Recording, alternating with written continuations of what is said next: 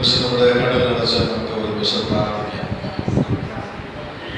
സർവശക്തനായ ദൈവമേ, ഞങ്ങളുടെ സ്വർഗീയ പിതാവേ, അവിടുന്ന് ഞങ്ങളുടെ മധ്യത്തിൽ ഇടങ്ങളിൽ വന്നിട്ടുള്ള കൃപകൾക്കായി ഞങ്ങളെ വാഴ്ത്തുന്നു. കർത്താവേ, നിന്റെ സാന്നിധ്യമാണല്ലോ ഇത് ഞങ്ങളുടെ ഈ പ്രാർത്ഥനയെ ധന്യമാക്കി മാറ്റുന്നത്. ഞങ്ങളുടെ അവസ്ഥകൾ കർത്താവേ, നീ മാത്രം എല്ലാം അറിയുന്ന ദൈവമാകിയാൽ സ്തോത്രം. അവിടുന്ന് ഞങ്ങളോട് സംസാരിക്കുമാറാകണമേ. കർത്താവേ, ഇന്ന് പകൽക്കാരുടെ വെളിപ്പെട്ടു വരേണ്ട എല്ലാ ദൈവിക വിടുതലുകളും അതിൻ്റെ പൂർണ്ണശക്തിയോടുകൂടെ വെളിപ്പെട്ടു വരുവാൻ ദൈവത്തെ ആക്കുമാറാകണമേ. ദൈവമേ, കർത്താവ് ഉപകരണമായി പൂർണ്ണമായി എൻ്റെ കരങ്ങളിലേക്ക് സമർപ്പിക്കുന്നു.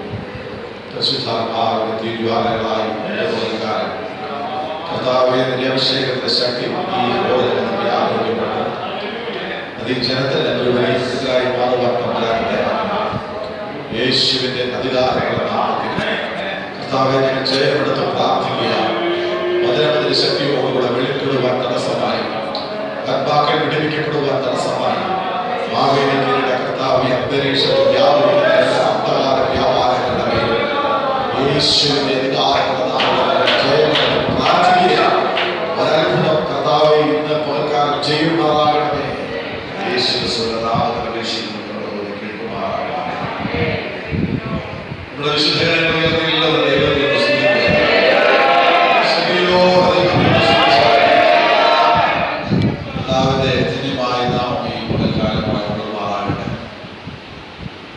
ഇവിടെ നടക്കുന്ന സെൻട്രൽ കൺവെൻഷനോട് അനുബന്ധമായ ഉപവാസ പ്രാർത്ഥനയിൽ ദൈവജനമായ നിങ്ങളുടെ ബന്ധത്തിൽ കടന്നു നിൽക്കുവാനുള്ള മാനുഷികമായ യോഗ്യതകളൊന്നും എൻ്റെ പേരില്ലെങ്കിൽ ഈ മകനീയ ശുശ്രൂഷയ്ക്ക് എന്നെ പ്രാപ്തരാക്കുന്ന ദൈവകൃപയെ ഓർത്ത് ദൈവത്തെ സ്തുതിക്കുകയും ദൈവത്തെ ബന്ധപ്പെടുകയും ചെയ്തു. വിശേഷാൽ ഇങ്ങനെ ഒരു അവസരം എനിക്ക് ഒരുക്കി തന്ന കർത്താവിൽ ഞാൻ വളരെ സ്നേഹിക്കുകയും ബഹുമാനിക്കുകയും ആദരിക്കുകയും ചെയ്യുന്ന ആദരണീയനായ ദേവദാസൻ ഈ സെന്ററിന്റെ ശുശ്രൂഷയിൽ നമ്മുടെ ഫെലോഷിപ്പിന്റെ മിനിസ്റ്റേഴ്സ് കൗൺസിൽ സെക്രട്ടറിയുമായിരിക്കുന്ന അവർ, അതോടൊപ്പം ഇവിടെയുള്ള സെന്റർ പ്രവർത്തനങ്ങൾക്ക് നേതൃത്വം നൽകുന്ന കർത്താവിൽ ബഹുമാനരായ ദേവദാസന്മാർ, അവരുടെ കുടുംബാംഗങ്ങൾ, വിശേഷിച്ച് ഫെയ്ത്ത് സിറ്റി ഇവിടെ നടക്കുന്ന ആരാധനകൾക്ക് നേതൃത്വം നൽകുന്ന കർത്താവിൽ അനുഗ്രഹീതനായ ദേവദാസൻ സജു മാവേലിക്കൽ, തന്നോടൊപ്പം പ്രാർത്ഥനയിൽ സഹകരിക്കുന്ന ശുശ്രൂഷയിൽ പങ്കാളികളാകുന്ന ബഹുമാനരായ ദേവദാസന്മാർ, എല്ലാ പ്രിയപ്പെട്ടവർക്കും യേശുക്രിസ്തുവിന്റെ നാമത്തിൽ വന്ദനം അർപ്പിക്കുകയാണ്. ഇന്ന് നമ്മുടെ കൺവെൻഷന്റെ രണ്ടാമത്തെ മീറ്റിംഗ്, രണ്ടാമത്തെ സെഷനിലേക്ക് കടന്നു വരുവാൻ കർത്താവ് നമ്മുടെ അവസരങ്ങൾ ഒരുക്കുവാനായിട്ട് നാം ഒരുമിച്ച് അല്പസമയം കർത്താവിന്റെ സന്നിധാനത്തിൽ ആഗ്രഹിക്കുന്നത് നമ്മുടെ എല്ലാവരുടെയും ജീവിതത്തിൽ വളരെ അനുഗ്രഹത്തിന് കാരണമായി തീരേണ്ടതിന് വേണ്ടി വളരെ പ്രാർത്ഥനയോടുകൂടെ ദൈവസന്നിധിയിലായിരിക്കാൻ കർത്താവ് നമുക്കിടയാക്കുമാറാകും. തീർച്ചയായിട്ടുമായിട്ട് വളരെ അടുത്ത ബന്ധം വളരെ ചുരുങ്ങിയ മാസങ്ങൾ കൊണ്ട്, വർഷങ്ങൾ കൊണ്ടുള്ള ഒരു ആത്മീയ ബന്ധമാണ്. അതിനു മുമ്പ് വളരെ വർഷങ്ങൾക്ക് മുമ്പ് തന്നെ തന്റെ പ്രവർത്തനങ്ങളെ സംബന്ധിച്ച് ഒരു 10-20 വർഷങ്ങൾക്ക് അപ്പുറത്ത് തന്നെ കേൾക്കുവാനുള്ള അവസരം ഉണ്ടായിട്ടുണ്ട്. അതുപോലെ തന്നെ ബഹുമാനായ കർത്താവിന്റെ ദാസൻ, അദ്ദേഹത്തെ എനിക്ക് ദീർഘനാളുകളുണ്ട്. അദ്ദേഹം കല്ലടയിൽ കർത്താവിന് വേല ചെയ്യുന്ന സമയം മുതൽ പരിചയമുണ്ട്. സുവിശേഷത്തിന് വേണ്ടി വളരെ അവരോടുകൂടെ ഓടി നടക്കുന്ന ഒരു ബഹുമാനായ ദേവദാസൻ. ദൈവത്തിന് സ്തോത്രം. ഇന്നും ആ ചൂട് കുറഞ്ഞിട്ടില്ല എന്ന് എനിക്ക് തോന്നുന്നു. ദൈവത്തിന് സ്തോത്രം. ആ ദേവദാസനെ ഓർത്ത് ഞാൻ കർത്താവിനെ സ്തുതിക്കുകയും ദൈവത്തെ മഹത്വപ്പെടുത്തുകയും ചെയ്യും. അതിനേക്കാൾ എനിക്ക് വളരെ പ്രിയമുള്ള ഒരു ബഹുമാനായ ദേവദാസൻ ചിന്തക്കരയിലെ കർത്താവിന്റെ ദാസൻ എൻ്റെ മാതൃസഭയിൽ അദ്ദേഹം ചില നാളുകളിൽ കർത്താവിന്റെ ശുശ്രൂഷയോടുള്ള ബന്ധത്തിലായി. അദ്ദേഹത്തിന്റെ ശുശ്രൂഷ കാലയളവ് എൻ്റെ കുടുംബത്തിൽ ആ സഭയ്ക്ക് ഏറ്റവും അനുഗ്രഹിക്കപ്പെട്ട സമയങ്ങളായിരുന്നു. ബഹുമാന ദേവദാസനെ ഓർത്ത് ഞാൻ ദൈവത്തെ സ്തുതിക്കുകയും ദൈവത്തെ മഹത്വപ്പെടുത്തുകയും ചെയ്യും. എനിക്ക് അഭേദ്യമായി ബന്ധപ്പെട്ട പല ദേവദാസന്മാരുടെയുണ്ട്. ഞാൻ ജോമോന്റെ സഭയിലെ ശുശ്രൂഷകനായിരിക്കുന്ന സമയത്ത് അധികമാർക്കും പിടി കൊടുക്കാതെ ഈ രംഗത്തേക്ക് വരുമെന്ന് അന്നാലും പ്രതീക്ഷിക്കാതിരുന്ന ഒരു കുസൃതിക്കുട്ടനായി ചില നാളുകൾക്ക് ശേഷം ഇങ്ങനെ ഒരു വേദിയിൽ ബഹുമാന ദേവദാസനെ കണ്ടപ്പോൾ എന്നെ ഹൃദയത്തിൽ ഒത്തിരി സന്തോഷമുണ്ടാകാറുണ്ട്. കാരണം അതിന് പിന്നിൽ ഒത്തിരി യാഥാർത്ഥ്യങ്ങൾ, എനിക്കറിയാവുന്ന ഒത്തിരി യാഥാർത്ഥ്യങ്ങൾ അദ്ദേഹത്തിന്റെ ജീവിതവുമായി ബന്ധപ്പെട്ടതുണ്ട്. ആ കുടുംബത്തെ ഓർത്ത് ഞാൻ കർത്താവിനെ സ്തുതിക്കുന്നു, ദൈവത്തെ മഹത്വപ്പെടുത്തുന്നു.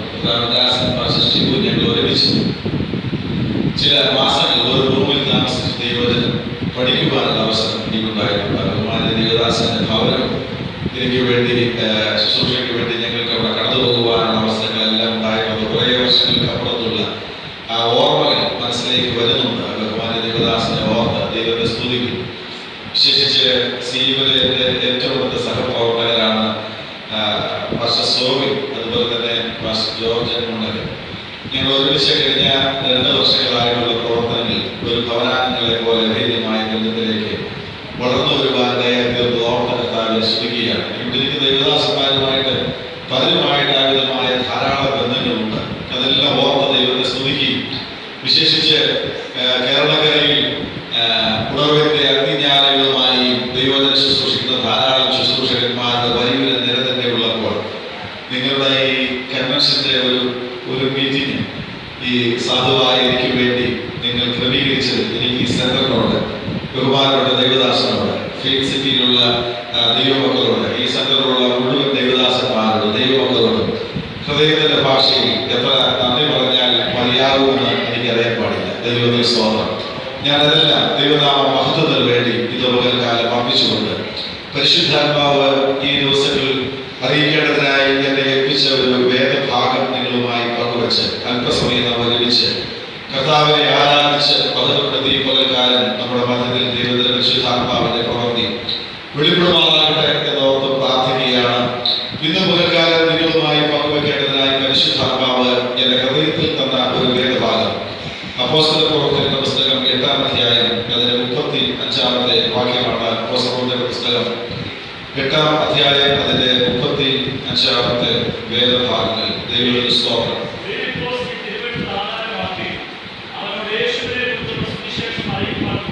ദൈവത്തിന്റെ സ്തോത്രം. ഫിലിപ്പോസ് യേശുവിനെ കുറിച്ചുള്ള സുവിശേഷം അവനോട് പ്രസംഗിക്കുവാൻ വേണ്ടി തുടങ്ങി. മലയാള ഭാഷയിൽ കുറച്ചുകൂടെ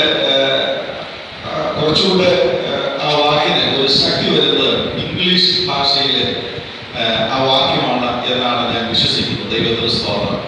മലയാളത്തിൽ അങ്ങനെ പറഞ്ഞ് അവസാനിക്കുമ്പോൾ ആ ഭാഗം ഇംഗ്ലീഷ് ഭാഗത്ത് ഇങ്ങനെയാണ് നാം കാണുന്നത്. Philipose open his mouth. Philipose തന്റെ വാ തുറന്നു. ദൈവത്തിന്റെ സ്തോത്രം. എന്തിനു വേണ്ടി ഫിലിപ്പോസ് വാ തുറന്നു? യേശുക്രിസ്തുവിനെ കുറിച്ചുള്ള സുവിശേഷം പറയേണ്ടതിനായി ഫിലിപ്പോസ് വാ തുറന്നു. ദൈവത്തെ സ്തുതിക്കും. ദൈവത്തിന്റെ സ്തോത്രം.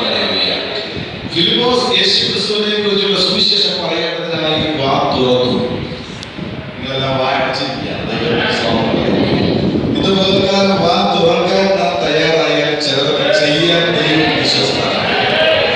അത് വിശ്വസിക്കുന്നവർ ദൈവത്തിനോട് ശ്രമിച്ചാൽ, ശക്തിയോട് ദൈവത്തിനോട് ശ്രമിച്ചാൽ ഒരു ബഹുമാനായ ദൈവദാസൻ ഈ വേദിയിൽ കടന്നുവന്ന് പ്രാർത്ഥിച്ച സമയത്ത് പറഞ്ഞ ചില വാക്കുകൾ എന്റെ ഹൃദയത്തിൽ വളരെ സ്പർശിക്കുവാനിടയായിരുന്നു. ദൈവത്തിന് സ്തോത്രം. ഏലിയാവിന്റെ യാഗപീഠം നമുക്ക് എല്ലാവർക്കും അറിയാവുന്ന യാഗപീഠമാണ്. ഉപവാസ പ്രാർത്ഥനയിൽ ധാരാളം കേട്ടിട്ടുള്ളതാണ്.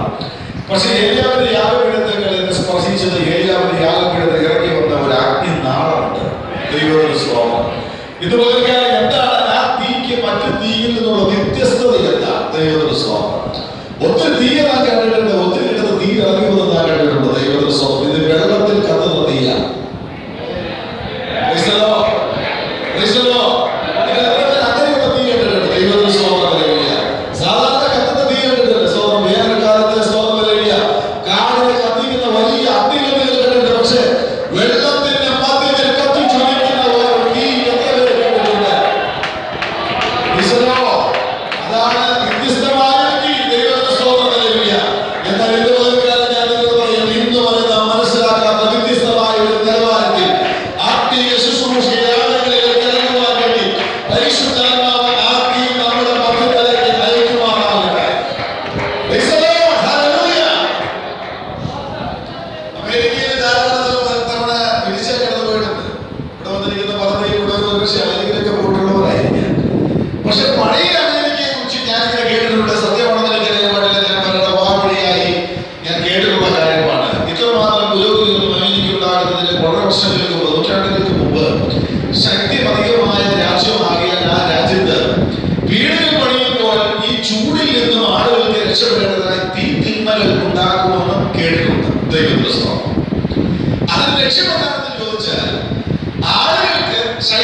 നിന്നും രക്ഷപ്പെടേണ്ടതിനാണ് തീറ്റിരുന്നത്. ഇന്ന് ഞങ്ങളുടെ തീറ്റിരുന്നൊന്നും നാടില്ല. കാരണം ആധുനിക നിലവാരത്തിലുള്ള സംവിധാനങ്ങൾ ധാരാളം ഉണ്ടാക്കിയിരിക്കും.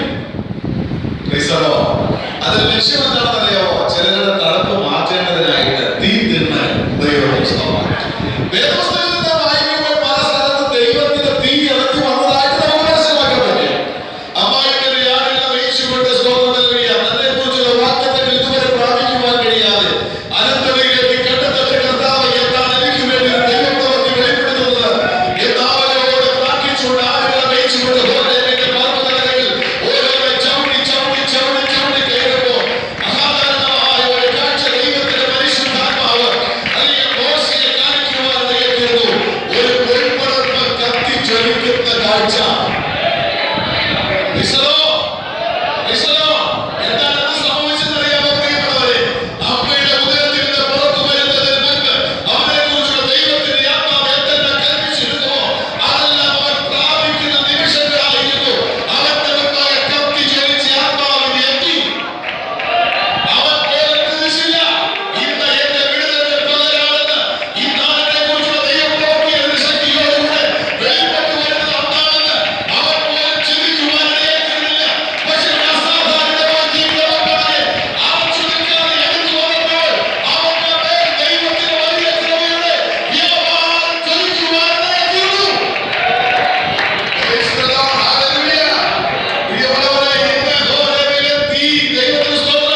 ഇവിടെ ഒരു പൊൻപടർപ്പില്ല. ഇവിടെ പൊൻപടർപ്പിന് തീയും വരുന്നില്ല.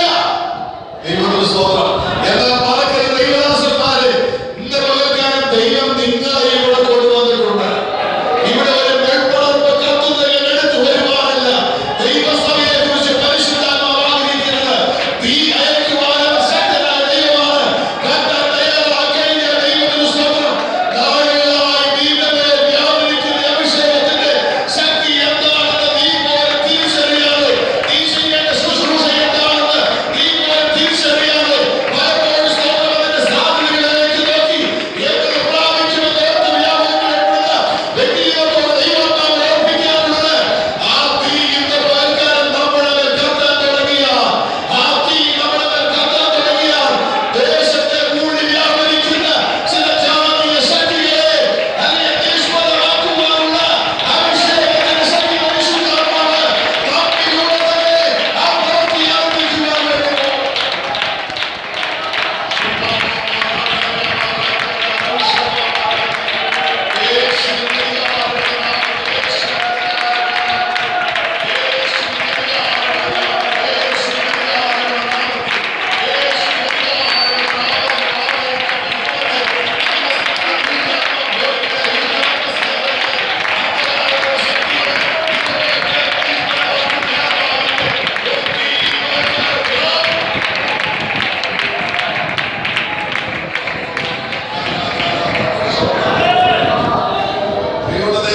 പരിശുദ്ധാത്മാവ് മോശയെ അയച്ചത് സ്തോത്രം ഫറവോന്റെ കൊട്ടാരത്തിലേക്കാണ് അയച്ചത്. എന്തിനാണ് ഫറവോന്റെ കൊട്ടാരത്തിലേക്ക് അയച്ചത്? സാധാരണ ഞാൻ പറയാറുണ്ട്, ജനത്തെ വിടുവിക്കേണ്ടതിനായി. എന്താണ് ജനത്തിന്റെ വിടുതലിന്റെ തടസ്സം? എന്താണ്? ദൈവത്തിന്റെ സ്തോത്രം. അവിടെ ഒരു വലിയ ശക്തികളെ സ്തോത്രം ഏറ്റുമുട്ടലുകളാണ് നാം കാണുന്നത്. ദൈവത്തിന്റെ സ്തോത്രം നൽകിയ അവിടെ ജന്മം തന്നെയല്ല. മോശ ആ കൊട്ടാരത്തിൽ ചെന്നപ്പോ അവിടെ ഒരു അധികാരത്തിന്റെ ശക്തി, ദേശത്തെ ജനത്തെ അടിമയാക്കുന്ന ഒരു അധികാരത്തിന്റെ ശക്തി. ദൈവത്തിന്റെ സ്തോത്രം. സംസാരിച്ചു വന്നപ്പോൾ തന്റെ മേലൊരു അധികാരമുണ്ടെന്ന് അറിയിക്കേണ്ടതിന് മോശ തന്റെ കൈകൾ വടി നിലത്തിട്ടു. അത് സർപ്പമായിട്ട് മാറി. ദൈവത്തിന്റെ സ്തോത്രം. അദ്ദേഹത്തിന്റെ ചെയ്യുന്ന ഒത്തുപേർ അവിടെ ഉണ്ട്. ദൈവത്തിന്റെ സ്തോത്രം. അപ്പൊ ഈ രണ്ട് കാര്യങ്ങൾ കൊണ്ട് നമുക്ക് മനസ്സിലാക്കാവുന്ന കാര്യം, ജനത്തിന്റെ വിടുതലിന് തടസ്സമായി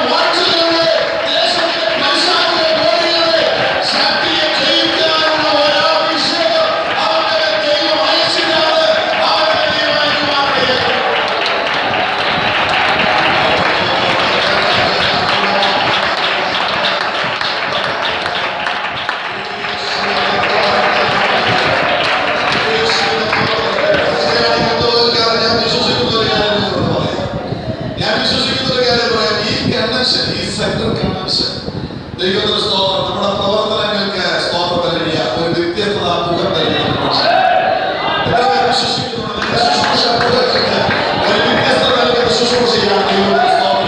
ഇവിടെ വ്യാപരിക്കുന്ന തീ അല്പം ശക്തിയോടെ പ്രാപിച്ച് പ്രവർത്തന മണ്ഡലത്തിലേക്ക് ഇറങ്ങി പോകുമ്പോൾ ആത്മാക്കളുടെ വിടുതലിന് തടസ്സമായി നാളുകളായി ആരാധിക്കുവാൻ കഴിയാതെ ആരാധിച്ച് ഏറ്റെടുക്കുവാൻ കഴിയാതെ അതിന്റെ ശുശ്രൂഷയിൽ ഉയരുവാൻ കഴിയാതെ എല്ലാവരും ഒരു അടുത്ത് വെച്ച് പോരാടിക്കൊണ്ട് നിൽക്കുന്ന ആ ദേശത്തിന്റെ അധികാരികൾ അവർക്കാകെ അതെത്ര ശക്തിയുള്ളതാണെങ്കിലും അതേതാവിചാരം ബന്ധനമാണെങ്കിലും അതേ സൗന്ദര്യ ഏത് പുസ്തകമായ പേരുകളാണെങ്കിലും ഉയർന്നു നിൽക്കുന്ന ദേശത്തിന്റെ അധികാരികളാകെ അതിന്റെ അധികാരത്തോടുകൂടി എഴുന്നേറ്റ് നിന്ന് ആർക്കും കീഴടങ്ങാത്ത ഒരു പുസ്തകവ്യാപാരത്തിന് മുമ്പായി പൂസിപ്പോകാത്ത ഒരു അഭിഷേകം ഇന്ന് പകർത്താൻ ദൈവദാസന്മാരെ നിങ്ങളുടെ മേൽ തീ പോലെ ഇറങ്ങി വരുന്നത് കാണുന്നവരെ ആത്മാവിൽ കാണുവാൻ സാധിക്കുന്നവരെ കരയോടെ ജീവനക്കാർ ദൈവത്തെ മഹത്വപ്പെടുത്തിയാണ് ദൈവശക്തിയുടെ വ്യാപാരം നമ്മുടെ മധ്യത്തിലെ വ്യാപരിക്കും.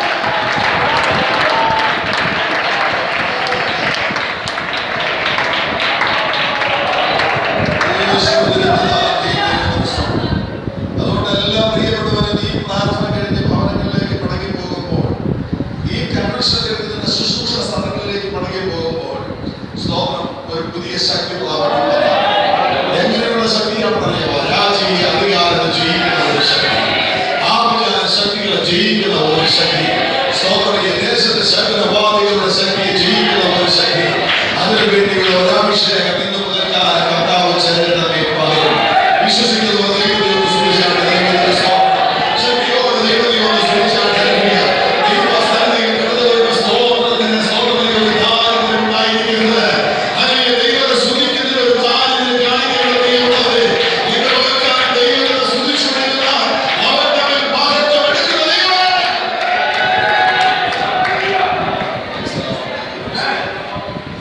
ഇതൊരു കൺവെൻഷൻ പ്രസംഗമല്ലെന്ന് എനിക്കറിയാം. നമ്മുടെ ഉപവാസ പ്രാർത്ഥനയാണ് ദൈവത്തിന്റെ സ്തോത്രം. പ്രാർത്ഥന എന്നുള്ളത് സഭയുടെ മുഖച്ഛായ മാറ്റുന്നതാണ്. ദൈവത്തിന്റെ സ്തോത്രം. പ്രാർത്ഥന എന്നുള്ളത് നമ്മുടെ വ്യക്തികളുടെ മുഖച്ഛായ മാറ്റുന്നതാണ്. പ്രാർത്ഥന എന്നുള്ളത് നമ്മുടെ കുടുംബങ്ങളുടെ മുഖച്ഛായയ്ക്ക് വ്യത്യാസം വരുന്നില്ല. ദൈവത്തിന്റെ സ്തോത്രം ഇല്ല. പ്രാർത്ഥിക്കുന്നവനെ പിശാച് ഭയപ്പെടുന്നുണ്ട്. സ്തോത്രം. പ്രസംഗിക്കുന്ന ഒത്തിരി ആളുകൾ നമ്മുടെ ഇടയിലുണ്ട്. അല്പം ദൈവത്തിനെ പഠിച്ചു കഴിഞ്ഞാൽ ദൈവത്തിന്റെ സ്തോത്രം നെറ്റ് ഉപയോഗിക്കാവുന്ന മൊബൈലിൽ കൈവശമുണ്ടെങ്കിൽ അത്യാവശ്യമായ പ്രസംഗം ഉണ്ടാക്കാൻ ഒരു 10 മിനിറ്റ് മതി. ദൈവത്തിന്റെ സ്തോത്രം. പക്ഷെ ആത്മാക്കളെ തൊടാൻ പറ്റുന്നത്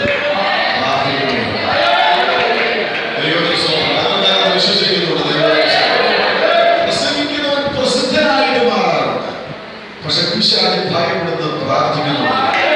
ഇന്ന് പോലെക്കാലം മറക്കരുത് പ്രിയമുള്ളവരെ. സ്തോത്രം കഴിക്കാൻ പ്രാർത്ഥിക്കുന്നവരിലൂടെ ഒരു ദൈവം പ്രവർത്തിക്കുന്നു. ദൈവത്തിന്റെ സ്തോത്രം. എന്നവർ വിശ്വസിക്കുന്നുണ്ട്. പ്രാർത്ഥിക്കുന്നവരിലൂടെ ഒരു വലിയ ദൈവം പ്രവർത്തിക്കുന്നുണ്ട്. സ്തോത്രം. ഞാൻ ഒരിക്കല് ഒരു ബഹുമാന്യ ദൈവദാസനോട് പറഞ്ഞതനുസരിച്ച് ഞാനൊരു പുസ്തകം വായിച്ചു. അദ്ദേഹമാണ് എന്നെ ആ പുസ്തകം വായിക്കുവാൻ വേണ്ടി എനിക്ക് പ്രേരിപ്പിക്കാൻ തരുന്ന ഒരു ബഹുമാനായ ദൈവദാസൻ. ആ പുസ്തകം വെസ്ലി ന്യൂമാൻ എന്ന് പറയുന്ന ഒരു മനുഷ്യന്റെ പുസ്തകത്തെ വായിച്ചു.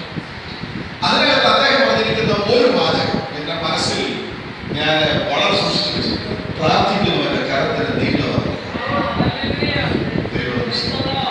പ്രാർത്ഥിക്കുന്നവന്റെ കരത്തിന് നീളമാണ്. ദൈവത്തിന്റെ സ്തോത്രം. നിങ്ങൾക്ക് ആർക്കും അളക്കാൻ സാധിക്കുന്നുള്ളൂ പ്രാർത്ഥിക്കുന്നവന്റെ കരത്തിന്. അദ്ദേഹത്തിന്റെ സംഭവം പറയുന്നുണ്ട്. അദ്ദേഹം പ്രാർത്ഥിക്കുന്നവന്റെ കരത്തിന് നീളം പറയുവാൻ സംഭവം പറയുന്നുണ്ട്. അദ്ദേഹം പറയുന്നത് അതൊരു വലിയ മിഷണറിയാണ്. എന്നാൽ തന്റെ മകനെ കർത്താവിന്റെ ഒത്തിരി അകത്താണ് യാത്ര ചെയ്യുന്നത്. തന്റെ ശുശ്രൂഷയിൽ ഒരു മുള്ളു പോലെയായിരുന്നു. ഒരു മുള്ളു പോലെ. ദൈവത്തിന്റെ സ്തോത്രം. ശുശ്രൂഷകന്മാർക്ക് അവരുടെ തലമുറ വളരെ പ്രധാനമാണ്. കാരണം അവരുടെ ശുശ്രൂഷയിൽ സ്തോത്രം ഒരു മുള്ളിന്റെ അനുഭവം ഉണ്ടായാൽ അവർക്ക് ഒത്തിരി ദൈവത്തിന്റെ സ്തോത്രം. ഈ ഭക്തനായ മനുഷ്യൻ കാലത്ത് ദൈവത്തോട് പ്രാർത്ഥിച്ചു. ഒരിക്കൽ ദൈവാത്മാവ് തന്നെ കാണിച്ചത് കാഴ്ച ദൈവത്തിന്റെ സ്തോത്രം. തന്റെ മകന് വേണ്ടി പ്രാർത്ഥിച്ചുകൊണ്ടിരിക്കുമ്പോൾ തന്റെ കൈയുടെ നീളം വർദ്ധിച്ചു.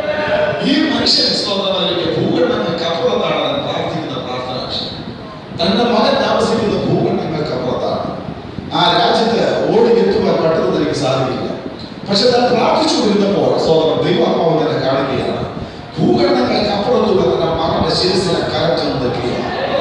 ദൈവം അവൻ പ്രാർത്ഥിക്കുന്നവന്റെ കരത്തിന് നീളം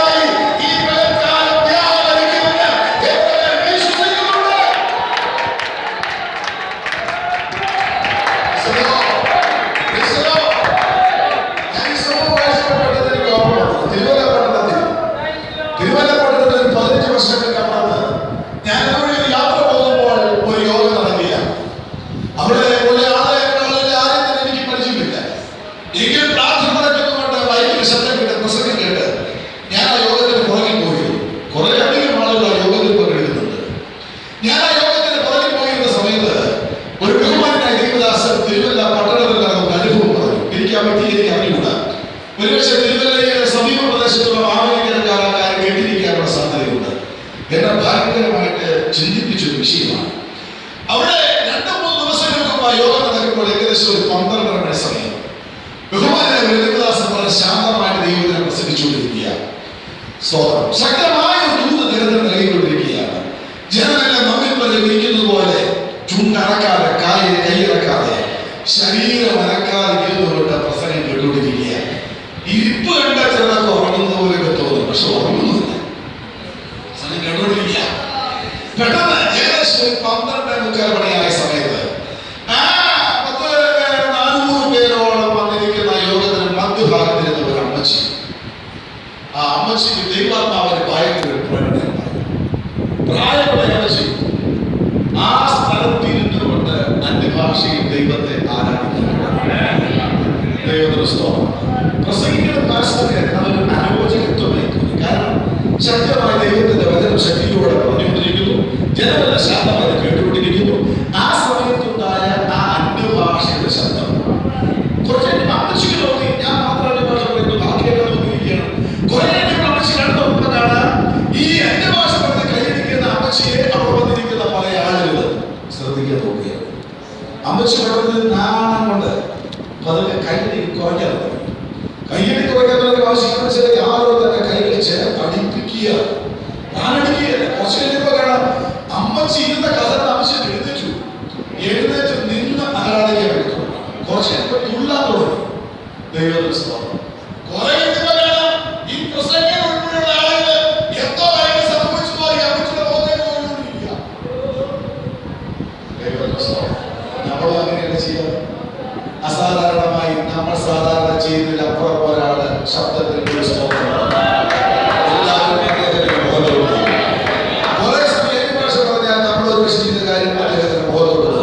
ഇദ്ദേഹത്തിന് എന്താ സംഭവിച്ചത്? എന്നാൽ കൂടെ ഒന്ന് പാടാൻ നമ്മൾ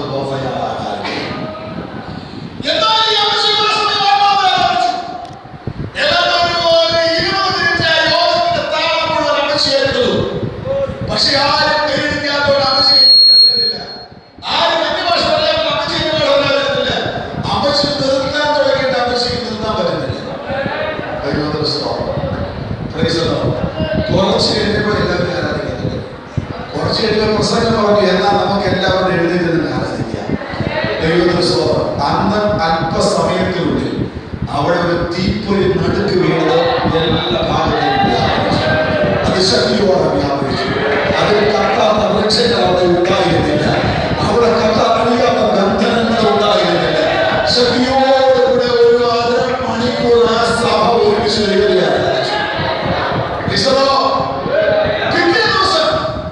അമ്മച്ചി ആ യോഗത്തിന് വന്നു. യോഗത്തിന് വന്നിട്ട് നേരെ ഫ്രണ്ടിലോട്ട് വന്നു. ലീഡ് ചെയ്ത പാസ്റ്റർ ഇന്ന് എത്ര പ്രഗത്ഭരായ ദേവദാസ പ്രസംഗിക്കാൻ വന്നാല് സാക്ഷ്യം തരാൻ ഒരു 5 മിനിറ്റ് തരണം. 5 മിനിറ്റ് ഞാൻ സാക്ഷ്യം പറയുള്ളൂ. എന്നെ പിടിച്ചിട്ടൊന്നും വേണ്ട. കൃത്യമായിട്ട് നിർത്തുക. ആ ദേവദാസൻ ചോദിച്ചു, സാക്ഷ്യം ആദ്യം എന്റെ ചെവിയിലൊന്നും പറ.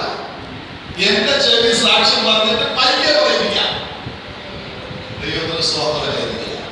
അപ്പോൾ ആവശ്യമുള്ളൊരു കാര്യം, പാസ്റ്ററെ എന്റെ മൂത്തമകൻ കുടുംബം അമേരിക്കയിൽ പറഞ്ഞുകൊണ്ടിരിക്കുക. അവരുടെ ആരോഗ്യവാൻ അനുഗ്രഹിക്കപ്പെട്ട കുടുംബമാണ് അവരുടെ കുടുംബം.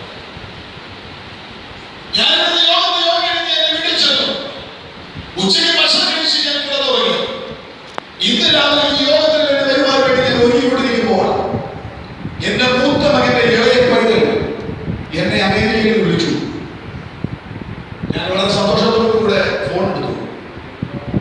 അവനാദ്യം എന്നോട് പറഞ്ഞത്, അമ്മച്ചി നമ്മുടെ ദൈവം ജീവിക്കുന്നവനാണ്. അമ്മച്ചി പറയാൻ നമ്മുടെ ജീവിതത്തിൽ ദൈവം ജീവിക്കുന്നവനാണ്. ആ പൈതൽ പറഞ്ഞു, അമ്മച്ചി ഇന്ന് ഇന്ന സമയത്ത് ഡാഡിയും പപ്പയും ഞങ്ങൾ ഒരുമിച്ച് യാത്ര ചെയ്യുമ്പോൾ നമ്മുടെ വാഹനത്തിൽ ഒരു ആക്സിഡന്റ് സംഭവിച്ചു. ദൈവത്തിന് സ്തോത്രം. അമ്മച്ചി അന്തപ്പെട്ടു പോയി. ബന്ധുക്കൾ പറഞ്ഞുകൊണ്ട് ആരും വരെ വിളിച്ചില്ല. വിളിക്കാതെ അമ്മച്ചി ഒറ്റയ്ക്ക് താമസിക്കുന്നത് വേറെ കാര്യമുള്ളൂ. അറ്റാക്ക് വന്നെങ്കിലും നോക്കാം.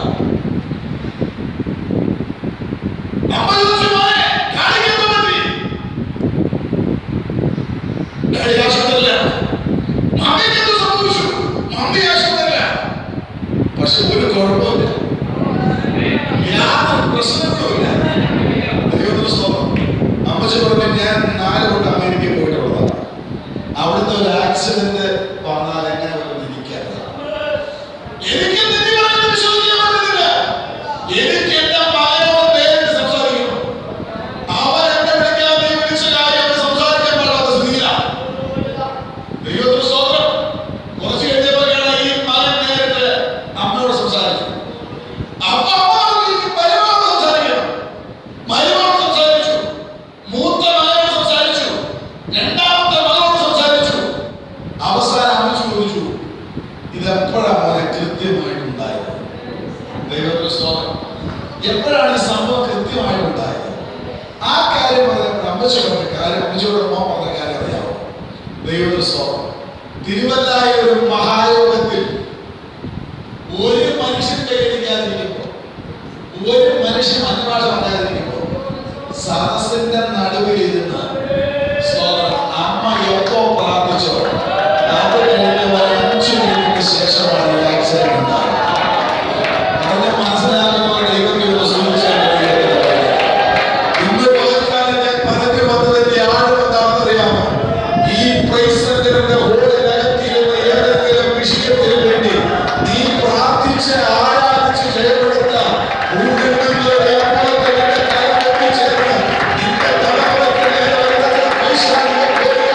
ചില അനർത്ഥങ്ങളിൽ അകപ്പെട്ടുപോയി. നിന്റെ ഭവനത്തിലെ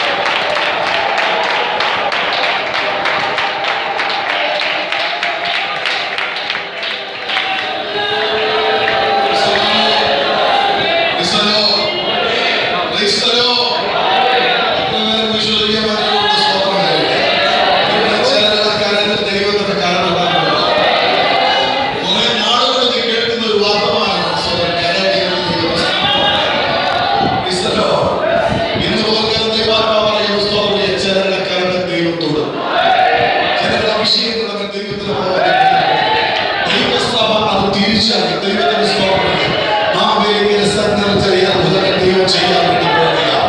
യേശുവിന്റെ അധികാരങ്ങളുടെ നാമത്തിൽ ഇപ്പോൾ സംഭവിക്കുന്ന പിതാവേ, കർത്താവേ, ചില കുടുംബങ്ങളിൽ ആ ശക്തി ഇപ്പോൾ വ്യാപരിക്കപ്പെടുവാനാകട്ടെ. ചില വ്യക്തികളിലെ ആ ശക്തി വ്യാപരിക്കപ്പെടുവാനാകട്ടെ. ഈ സഭയിൽ നടക്കട്ടെ കർത്താവേ. നിങ്ങളുടെ ശ്രദ്ധകളിൽ നടക്കട്ടെ കർത്താവേ. അല്ലെങ്കിൽ നിങ്ങളുടെ സഭകളിൽ നടക്കട്ടെ കർത്താവേ. നിങ്ങളുടെ ശുശ്രൂഷകന്മാരുടെ ജീവിതത്തിൽ അത് നടക്കട്ടെ പിതാവേ.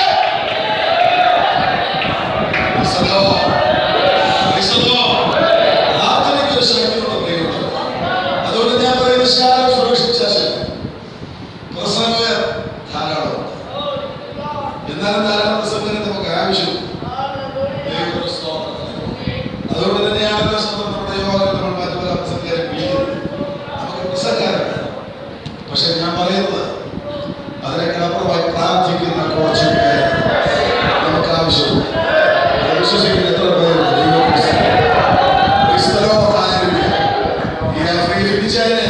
കുറെ നാളുകൾക്ക് മുമ്പ് സംസാരിച്ചപ്പോൾ അദ്ദേഹത്തിന് ചില ഹൃദയത്തിലെ താല്പര്യങ്ങൾ അദ്ദേഹം പങ്കുവയ്ക്കാൻ എന്നെ വളരെ സന്തോഷിപ്പിച്ച ഒരു കാര്യമാണ്. ഇന്ത്യ ക്രിസ്തീയ സഭയിൽ വർഷങ്ങൾക്ക് ശേഷം ഒരു പുതിയ പ്രസംഗം വന്നപ്പോൾ അദ്ദേഹം ചെയ്തൊരു കാര്യം ഞാൻ ചിന്തിച്ചതുകൊണ്ട് നമ്മുടെ ഭവിഷ്യത്തിൽ നടക്കുന്നില്ല. ദൈവത്തിന് സ്തോത്രം. അവരെ സ്തോത്രം നൽകിയ കുമ്പനാട് ഗ്രൗണ്ടിൽ ഒരു ഉപവാസ പ്രാർത്ഥന ക്രമീകരിച്ചു.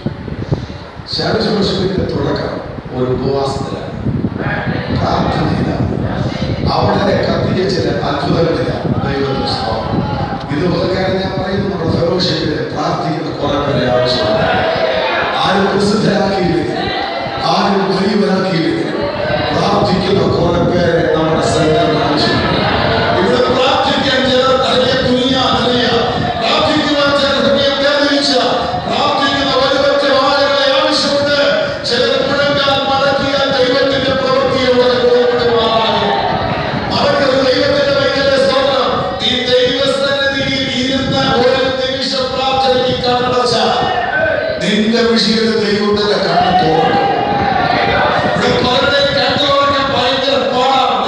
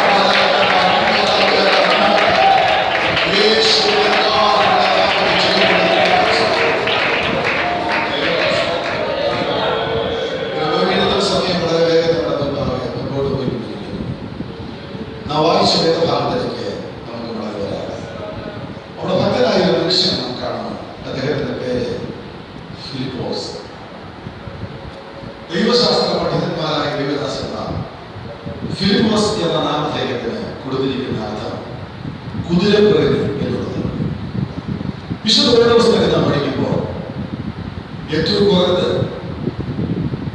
വേദപുസ്തക ചരിത്രത്തിൽ തെളിഞ്ഞു വരുന്ന ഒന്നിലധികം ഫിലിപ്പോസുകാർ. ചിലരൊക്കെ തെളിഞ്ഞു വരാതെ മറയിട്ട് നിൽക്കുന്നുണ്ട്. ദൈവപുസ്തകം ഏറ്റവും കുറഞ്ഞ 4 ഫിലിപ്പോസിനെങ്കിലും നമുക്ക് വചനത്തിൽ കാണാൻ സാധിക്കും. ദൈവപുസ്തകം സുവിശേഷങ്ങളിലെ പ്രസിദ്ധരായ 2 ഫിലിപ്പോസുമാർ ദൈവപുസ്തകം. രാജകീയ അധികാരമുള്ള 2 ഫിലിപ്പോസുമാരെ കാണുന്നു. ഹെരോദാവിന്റെ മകനായ ഒരു ഫിലിപ്പോസ്. പക്ഷെ അധികാരം കിട്ടാത്ത ഒരു രാജാവായില്ല. തന്റെ ഭാര്യ ഹെരോദിക്കും ഈ ഫിലിപ്പോസിനും ഉണ്ടായ ഒരു മകൻ ശലോമി. ഭർത്താവിന് അധികാരം കിട്ടാത്തതുകൊണ്ട് ഈ ഹെരോദ രാജാവിന് ക്ലിയോപാത്ര എന്ന് പറയപ്പെടുന്ന ഭാര്യയുണ്ടായ 5ാമത്തെ ഭാര്യയുണ്ടായ ഒരു സഹോദരൻ, അവന്റെ പേര് ഫിലിപ്പോസ്. അവൻ അധികാരം കിട്ടി. അധികാരം കിട്ടിയതുകൊണ്ട് ഭർത്താവിനെ ഉപേക്ഷിച്ച് സഹോദരന്റെ കൂടെ കൂടി. തമ്പുരാനെ ഈ പാപം മറന്നിരുന്നില്ല. ഈ പാപം മറന്നു പോകാൻ വേണ്ടി യോഹന്നാൻ സ്നാപകനെ ആ കൊട്ടാരത്തിലേക്ക് അയച്ചു. പാപം മറന്നു കഴിഞ്ഞപ്പോൾ ശുശ്രൂഷകനാണ് വൈമനസ്യമുണ്ടായി. അത് അദ്ദേഹത്തിന്റെ കൊലപാതകത്തിൽ കലാശിച്ചു. അത്രയും പറയാൻ ആ ഭാഗമുണ്ട്. യേശുവിന്റെ ശിഷ്യന്മാരിൽ യേശു 3ാമത് വിളിച്ച ശിഷ്യനായ ഫിലിപ്പോസ്. നഥനയേലിനെ കർത്താവിന്റെ അടുത്തേക്ക് കൊണ്ടുവരുവാൻ വേണ്ടി മുഖാന്തരമായിട്ടുള്ള ഫിലിപ്പോസ്. അദ്ദേഹം യേശുവിന്റെ ശിഷ്യനാണ്. എന്നാൽ വീണ്ടും മറ്റൊരു ഫിലിപ്പോസിനെ നാം കാണുന്നു. ഇദ്ദേഹം യേശുവിന്റെ ശിഷ്യനൊന്നുമല്ല. ദൈവത്തിന്റെ സ്തോത്രം. എന്നാൽ സഭയുടെ പീഡനകാരൻ അപ്പോസ്തലരുടെ ആദ്യ അധ്യായങ്ങൾ സഭയിലുണ്ടായ ചില പ്രശ്നങ്ങൾ, ആ പ്രശ്നം പക്ഷത്തെ സംബന്ധിച്ചുള്ളതായി മേശയിൽ ശുശ്രൂഷിക്കുവാൻ വേണ്ടി തിരഞ്ഞെടുക്കപ്പെട്ടത് ഫിലിപ്പോസ്.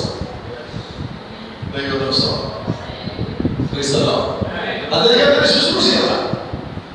അദ്ദേഹത്തെ താൻ ഏൽപ്പിച്ച ശുശ്രൂഷിക്കാൻ വിശ്വസ്തനായി. പക്ഷെ ഒന്നുകൂടെ ചെയ്യാൻ പറ്റില്ല. സഭയിൽ വീടുകൾ വധിച്ചു വന്നു. സ്തെഫാനോസിനെ കൊന്നുകളഞ്ഞു.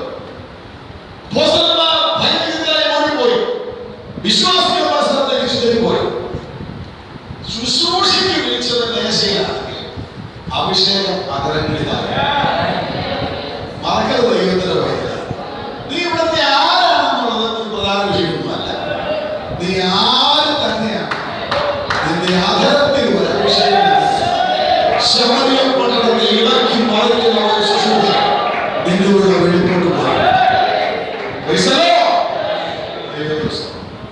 ഫിലിപ്പോസ് മേശമേൽ ശുശ്രൂഷിക്കേണ്ടവരാണെങ്കിൽ അവൻ സുവിശേഷങ്ങളുടെ ജോലി. രണ്ടാമതായി അവൻ ദൈവാത്മാവിനാൽ നയിക്കപ്പെടുന്നു. അവനെ നയിച്ച ദൈവാത്മാവാണ്. ഇന്ന് ഓരോ ശുശ്രൂഷയ്ക്ക് വേണ്ടി നമ്മളെ നയിക്കുന്നത് ദൈവാത്മാവാണോ എന്നുള്ള കാര്യം പരിശോധിക്കണം. ദൈവാത്മാവ് അയച്ചിട്ടാണെങ്കിൽ, ദൈവാത്മാവ് നിയോഗിച്ചിട്ടാണെങ്കിൽ അതിനകത്ത് വലിയൊരു ദൈവപ്രവർത്തനം ഉണ്ടായി. ഈ ഫിലിപ്പോസ് ഒരിക്കലും ഉദ്ഘാടനം ചെയ്ത് അദ്ദേഹത്തെ സുവിശേഷകനായിട്ട് കാണുന്നതാണ് താല്പര്യമില്ലാത്തത്. ആ സമയത്ത് പരിശുദ്ധാത്മാവ് തന്നെ ഒരു നിർജ്ജന സ്ഥലത്തേക്ക് അയച്ചു. നിർജ്ജന സ്ഥലത്ത് ചെല്ലുമ്പോൾ ആ സ്ഥലത്ത് ജനത്തിൽ ചേർന്നപ്പോൾ ഇതാ ഒരു ജനം കടന്നു വരുന്നു. ആ ജനത്തിനകത്ത് ഒരു രാജ്യത്തിന്റെ ധനകാര്യമന്ത്രിയാണെങ്കിലും താൻ വേദപുസ്തകം വായിച്ചിട്ടില്ല. ഇവർ തമ്മിലുള്ള സംഭാഷണമാണ് ഈ വേദഭാഗത്തിന് മുഖാന്തരമായി കൽപ്പിച്ചിട്ടുള്ളത്. ഇനി ആത്മചരിത്രം ദൈവവചനത്തിൽ നിന്ന് മനസ്സിലാക്കിയിരിക്കേണ്ടത് ആവശ്യമാണ്. ശരണം എങ്ങനെ യെരൂശലേം ദേവാലയത്തിലെ ആരാധനയിൽ പോയി സംബന്ധിച്ചു. ഈ ചരിത്രം അത് 4000 വർഷത്തിലധികം പഴക്കമുള്ള ഒരു ചരിത്രമാണ്. സർവശക്തനായ ദൈവം തമ്പുരാൻ മെസൊപ്പൊട്ടേമിയ എന്ന് പറഞ്ഞാൽ 2 നദികൾക്കിടയിലുള്ള ഭൂപ്രദേശം, അതിന്റെ തെക്ക് ഭാഗത്ത് സ്ഥിതി ചെയ്യുന്ന ഊരെന്ന സ്ഥലം. ആ സ്ഥലത്ത് പാർക്കുന്ന സമയത്ത് അപ്പനോട് ചേർന്ന് വിഗ്രഹങ്ങളെ ഉണ്ടാക്കിയതിന്റെ പേര്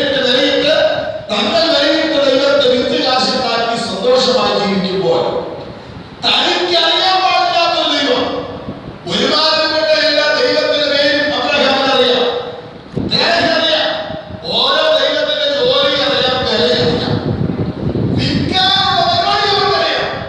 അങ്ങനെ ജീവിച്ചു വരുന്ന ഒരു സമയത്ത് സർവശക്തനായ ദൈവത്തെ അബ്രഹാമിനെ വിളിക്കുന്നു. ഇതുവരെ താൻ അറിയാത്ത ഒരു ദൈവം, താൻ കേൾക്കാത്ത ഒരു ദൈവം, ആ ദൈവത്തിന്റെ പേരും അറിയില്ല, ആ ദൈവത്തിന്റെ വിലയും അറിയില്ല. അബ്രഹാം അവിടെ എഴുന്നേറ്റു. അബ്രഹാം തന്റെ പിതാവായ തേരഹുമായി ഒരു വിശ്വാസ യാത്രയ്ക്ക് തയ്യാറായി. ദൈവത്തിന്റെ സ്തോത്രം. എവിടേക്ക് പോകുന്നു എന്നറിയാതെ അവൻ യാത്ര തിരിച്ചു. ഒന്നല്ല, രണ്ടല്ല, മൂന്നല്ല, ആഴ്ചകൾ, മാസങ്ങളായി, വർഷങ്ങളായി വിശ്വാസത്തോടുകൂടി അബ്രഹാം മുന്നോട്ട് പോവുകയാണ്. പണ്ട് വിളിച്ച ദൈവം ഒരിക്കൽ അബ്രഹാമിനെ വീണ്ടും വിളിച്ചു. അബ്രഹാമേ, അബ്രഹാം ചോദിച്ചു, ദൈവമേ, ഇനിയും നടക്കണം.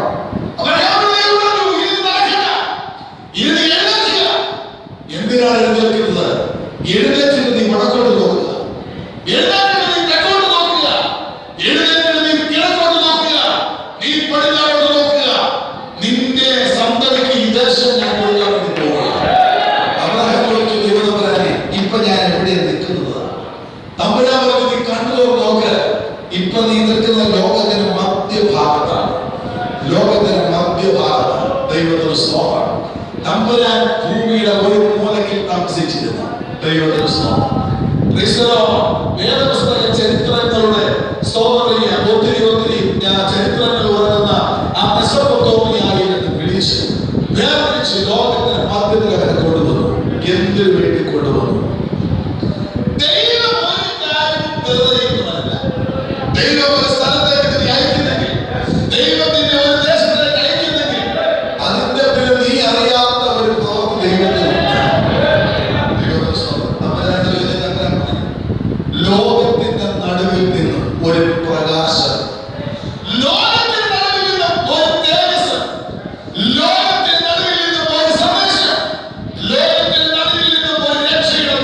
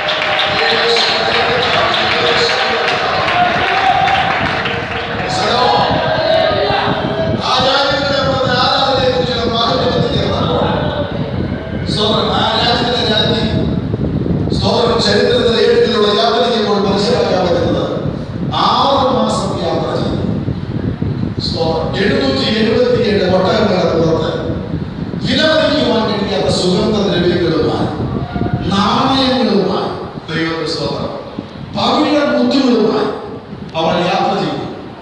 ശലോമോൻ രാജാവിന്റെ കൊട്ടാരത്തിൽ അവൾ എത്തിച്ചത്. വെറുകയായിട്ടല്ല അവൾ കടന്നു വന്നത്. വിലമതിക്കുവാൻ കഴിയാത്ത പവിഴ മുത്തുകളാണ്, സ്തോത്രം, നാണയത്തുട്ടുകളുമായി 777 ഒട്ടകങ്ങളുടെ പുറത്ത് 6 മാസം യാത്ര ചെയ്ത് അവൾ യെരൂശലേമിൽ വന്നു. അവിടെ വന്നപ്പോൾ അവളുടെ മനസ്സിലുണ്ടായത് ധാരണ മാറി. ദൈവത്തിന്റെ സ്തോത്രം, അവരുടെ സാക്ഷ്യവാക്കുകൾ അതിന് സാക്ഷ്യം വഹിക്കുന്നതാണ്. സ്തോത്രം, ചിന്തിച്ചതിനേക്കാൾ അത്ഭുതം കടന്നു വന്നപ്പോൾ മാസങ്ങൾ അവൾ ശലോമോന്റെ കൊട്ടാരത്തിൽ പറഞ്ഞു. സ്തോത്രം, അവൾ കൊണ്ടുവന്ന ആ സുഗന്ധദ്രവ്യങ്ങൾ, നാണയങ്ങളെല്ലാം യെരൂശലേമിലെ ആലയത്തിൽ സമർപ്പിച്ചു. അവൾ മടങ്ങിപ്പോയി. ദൈവത്തിന്റെ സ്തോത്രം, ആരാധനകളുടെ മടങ്ങിപ്പോയവൻ എവിടെ ചെന്നാലും അതിന് മഹത്വം വിളിച്ചു പറഞ്ഞു. ദൈവത്തിന്റെ സ്തോത്രം, ആരാധനകളുടെ മടങ്ങിപ്പോയ ശേഭയുടെ രാജ്യത്തിന്റെ കാര്യം തന്റെ രാജ്യത്തിൽ ഈ ദൈവത്തെ ആർക്കും അറിയാൻ പാടില്ല. ദൈവത്തിന്റെ സ്തോത്രം നൽകുക. അവിടെ യെരൂശലേമിലെ ആരാധന മഹത്വം അവളൊന്ന് പറഞ്ഞു കൊടുത്തു. ദൈവത്തിന്റെ സ്തോത്രം നൽകുക. ചരിത്രത്തില്ലാത്ത സംഭവങ്ങളിലൂടെ അതൊന്നും ഈ പ്രാർത്ഥനയിൽ പറയേണ്ട കാര്യമില്ല. അതുപോലെ ഞാൻ എനിക്ക് പോവുകയാണ്. മാസങ്ങൾ വന്നു കഴിഞ്ഞു, വർഷങ്ങൾ വന്നു കഴിഞ്ഞു. ഒരു ദൈവപ്രവൃത്തി ഒരു സ്ഥലത്ത് വെളിപ്പെട്ടാൽ, സ്തോത്രം, ആഴ്ചകൾ മാത്രമല്ല അതിന്റെ പ്രതിഫലനം ഉണ്ടാകും. ദൈവത്തിന്റെ സ്തോത്രം, ഏതാണ്ട് 4000 വർഷങ്ങൾ കഴിഞ്ഞപ്പോൾ മറ്റൊരു യാത്ര അതേ രാജ്യത്ത് നിന്ന് യെരൂശലേം ദേവാലയത്തിലേക്ക്. എന്താണ് ഈ യാത്രയ്ക്ക് വേണ്ടി ക്ഷണങ്ങൾ ധരിപ്പിച്ചത്? ആരാണ് പറഞ്ഞു കൊടുത്തത്? ദൈവത്തിന്റെ സ്തോത്രം, ചരിത്രത്തിൽ നമുക്ക് മനസ്സിലാക്കാൻ സാധിക്കുന്നു. ശേവാരാജ്ഞി ഇവിടെ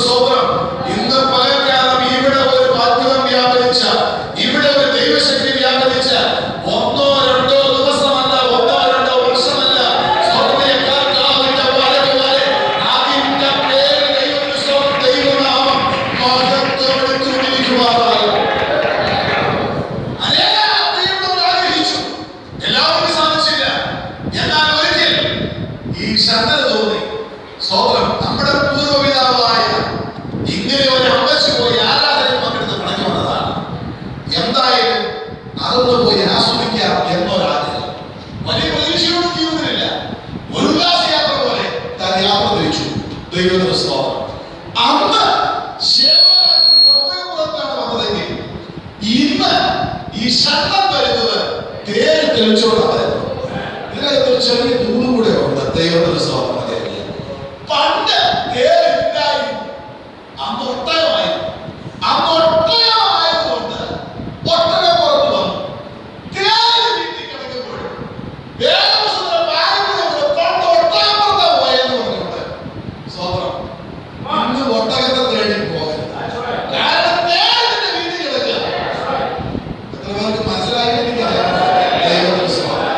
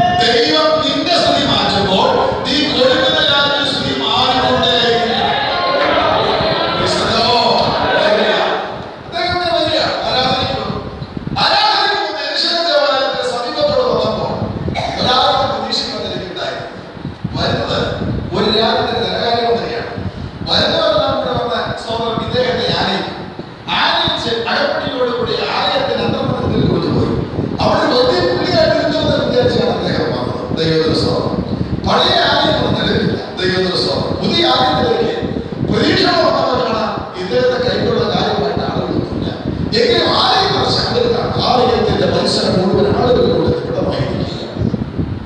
അദ്ദേഹം നേരത്തെ കണ്ട വാതിലിലേക്ക് ഓടിച്ചിരുന്നു. അങ്ങോട്ട് ചെല്ലാൻ കഴിഞ്ഞപ്പോൾ അങ്ങോട്ട് എനിക്ക് പ്രവേശനമില്ല. ആ വാതിൽ എഴുതി വെച്ചിരിക്കുന്ന ഒരു വാചക പ്രകാരമാണ്, ഇത് യഹൂദ പുരുഷന്മാർക്കുള്ള വാതിലാണ്. ഞാൻ ചോദിച്ചു, ഞാൻ കാര്യം ഒന്നുമില്ല, ധനകാര്യം ഒന്നുമില്ലാണ്. പക്ഷേ സ്തോത്രം, ഇദ്ദേഹത്തിന് ഇവിടെ പ്രവേശിക്കാൻ സാധിക്കുന്നില്ല. അപ്പൊ സ്ത്രീകളെല്ലാം കൂടെ എവിടെ വന്നിരിക്കുന്നു? അങ്ങോട്ടോട് അവിടെ വെച്ചിരിക്കുകയാണ്, ഇത് യഹൂദ സ്ത്രീകൾക്കുള്ള വാതിലാണ്, അതിലൂടെ പോകാൻ പറ്റുന്നില്ല. അതിന്റെ അപ്പുറത്ത് വേറൊരു വാതിലുണ്ട്, അവിടെ ധാരാളം ആളുകളുണ്ട്. ഓടി അങ്ങോട്ട് ചെല്ലുമ്പോൾ കാണാം, മന്ത്രിയിൽ തന്നെ സ്വീകരിക്കാൻ അധികം ആളുകളൊന്നും അവിടെ ഇല്ല. അവരൊക്കെ അകത്തൂടെ ആരാധന രക്ഷിച്ചുകൊണ്ടിരിക്കുകയാണ്. അവർക്ക് ആര് വരുന്നുവെന്നോ ആര് പോകുന്നുവെന്നോ വന്നവരെന്തിരിക്കുന്നു അവർക്ക് സമയമില്ല. അവർ ആരാധന മഹത്വം ആഘോഷിച്ചുകൊണ്ടിരിക്കുകയാണ്. അങ്ങനെ അദ്ദേഹം അവിടെ ചെന്നപ്പോൾ ഒരു കാര്യം മനസ്സിലായി, ഇതിനകത്ത് കയറാൻ വലിയ പാടാണ്. എന്തായാലും നിൽപ്പിൽ നിന്ന് അകന്നിറക്കുന്ന ആരാധന ഏതാണ്ടൊക്കെ ഒന്ന് മനസ്സിലാക്കി അത്ര തൃപ്തിയിൽ ഉണ്ടായോ എനിക്ക് അറിഞ്ഞുകൂടാ, ഉണ്ടായിരിക്കാം, ഇല്ലാതിരിക്കാം. പുറത്തിറങ്ങി എന്താ പോയേക്കാന്ന് വിചാരിച്ച് കയറി സ്തോത്രം ആലയത്തിന്റെ ഗേറ്റിലടക്കാൻ തുടങ്ങിയപ്പോൾ അവിടെ ഒരു ചെറിയ കച്ചവടക്കാരൻ, അദ്ദേഹം പുസ്തകത്തിൽ വിൽക്കുന്നവരാണ്. അവിടെ അത് നടക്കുന്നുണ്ട്. അവരെടുത്ത് പറഞ്ഞു നോക്കിയപ്പോൾ കാണാം, നേരത്തെ വന്നിരിക്കുന്നത് പൈസയുള്ളവരാണല്ലോ. സ്തോത്രം എന്താ ലേഖനത്തിന്റെ ഒരു തോഴ്ചൊരു കൊടുത്തു. കയ്യിലുണ്ടായിരുന്ന പൈസ കൊടുത്ത് അദ്ദേഹം അത് വാങ്ങിച്ച് തന്റെ രാജ്യത്തെ തെളിച്ച് കൊടുക്കുകയാണ്. ദൈവത്തിന് സ്തോത്രം. എന്തിനാ വന്നതെന്ന് അതിന്റെ പൂർണ്ണ തൃപ്തി ഉണ്ടായോ എന്ന് എനിക്കറിയാൻ പാടില്ല. എങ്കിലും പോകാൻ നേരത്ത് ഈ പുസ്തകത്തിൽ വായിക്കുക. വായിച്ചപ്പോൾ താൻ ശബ്ദത്തിൽ വായിച്ചുകൊണ്ടിരിക്കുക. ദൈവത്തിന് സ്തോത്രം. ഇന്ന് പകൽക്കാലം ദൈവാത്മാവിൽ ഞാനൊരു കാര്യം പറയാം. വന്ന കാര്യത്തിന് പൂർണ്ണ തൃപ്തി നിനക്ക് ഉദ്ദേശിച്ച സമയത്ത് കിട്ടിയില്ലെങ്കിൽ നീ പോകുന്ന വഴിയിൽ ഒരു ദൈവം ഇവിടെ ഇരുന്നത് നിനക്കൊരു ശക്തി കിട്ടിയില്ലെങ്കിൽ നീ പോകുന്ന വഴിക്ക് എന്നെ അനുഗ്രഹിക്കുന്നത് ദൈവം ചെയ്യുന്നു. എന്റെ ഒരു ഫാമിലി സുഹൃത്താണ് അദ്ദേഹം ഞങ്ങളുടെ വീട്ടിൽ കുറെ വർഷങ്ങൾക്ക് മുമ്പ് അദ്ദേഹം ഞങ്ങളുടെ നാട്ടിൽ താമസിച്ചു ഒരു മനുഷ്യൻ. ഒരിക്കൽ ഞങ്ങളുടെ വീട്ടിൽ പറഞ്ഞൊരു സംഭവം എനിക്ക് ഓർമ്മ വരിക. ഒരു സമയം പാവപ്പെട്ട ഒരു സഹോദരൻ, അദ്ദേഹം ഈ വിഷത്തിനെ മരപ്പെട്ടില്ല, പക്ഷെ പരിശുദ്ധാത്മാവിനെ പറഞ്ഞിട്ടില്ല. അദ്ദേഹം ഒരിക്കലും ഇങ്ങനെ തന്റെ ജോലി ചെയ്തുകൊണ്ട് വലിയ വീട്ടിൽ വാഹനത്തിലേക്ക് അഭിഷേകം പ്രാർത്ഥിക്കും. അങ്ങനെയൊക്കെ ചിന്തിക്കുന്നവർ നമ്മുടെ പേരുടെ കാര്യം ആർക്കും ദൈവത്തെ ഒരിക്കലും ജോലി നോക്കിയപ്പോൾ ഒരു വീട്ടിൽ ഉപവാസം പ്രാർത്ഥനയില്ല. ആ വീട്ടിൽ തന്നെയാണ് അദ്ദേഹത്തെ ജോലി കിട്ടിയിരിക്കുന്നത്.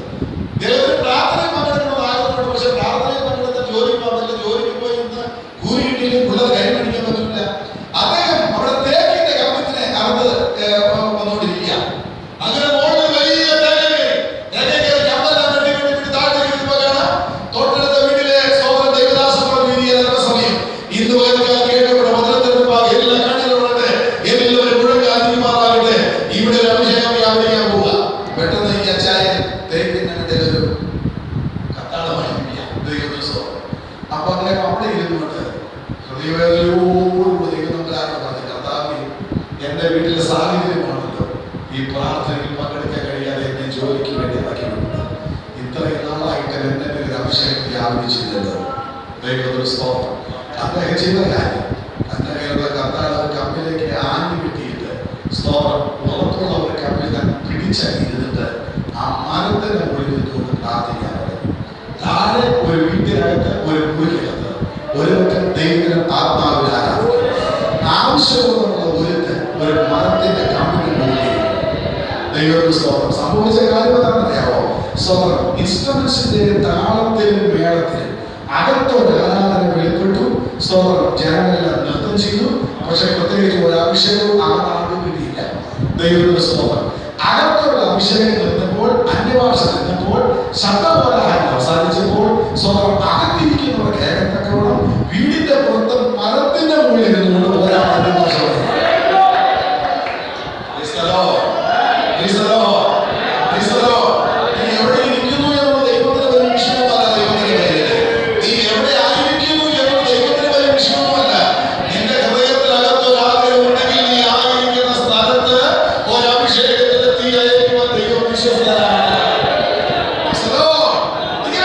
യാത്ര ചെയ്ത്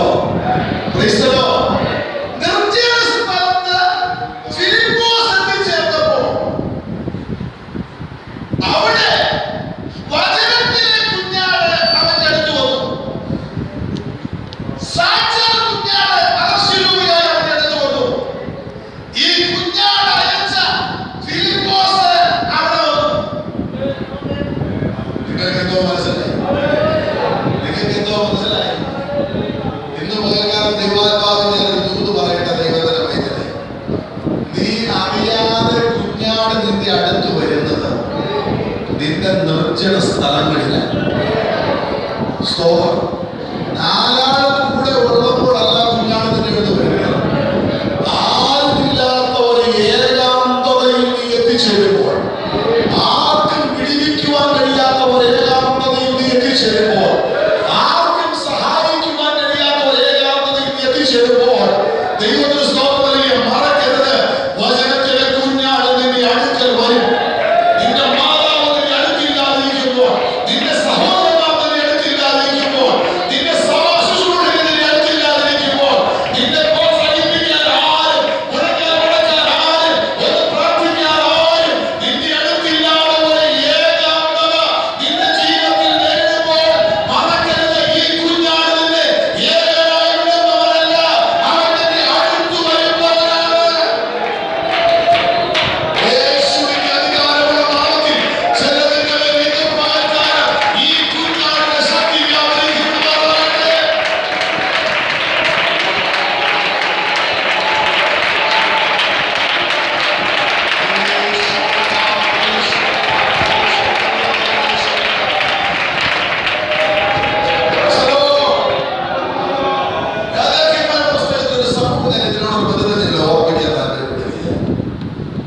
ഒരിക്കൽ പ്രവാചക ശിഷ്യന്മാർ പ്രവാചകനായ എലീശയോട് വന്ന് പറഞ്ഞു, താമസിക്കുന്ന സ്ഥലം അല്പം ഇടുക്കമുള്ളതാണ്. ഞങ്ങൾ യോർദാനോട് ചെന്ന് ഞങ്ങളുടെ വിശാലതയ്ക്ക് വേണ്ടി, അവർ അമിതമായി ആഗ്രഹിച്ചതൊന്നുമല്ല, ഇടുക്കമൊന്ന് മാറാൻ വേണ്ടി മരം വെട്ടി കൊണ്ടുവന്ന് ഒന്ന് ഭാഗമായിട്ട് താമസിച്ചിട്ട് പ്രവാചകൻ അവരെ യാത്ര അയച്ചു. ദൈവത്തിന് സ്തോത്രം. പോകുന്ന കൂട്ടത്തിൽ ഒരു പുലി കോടാനും പോലെ സ്വന്തമായിക്കാത്തവൻ.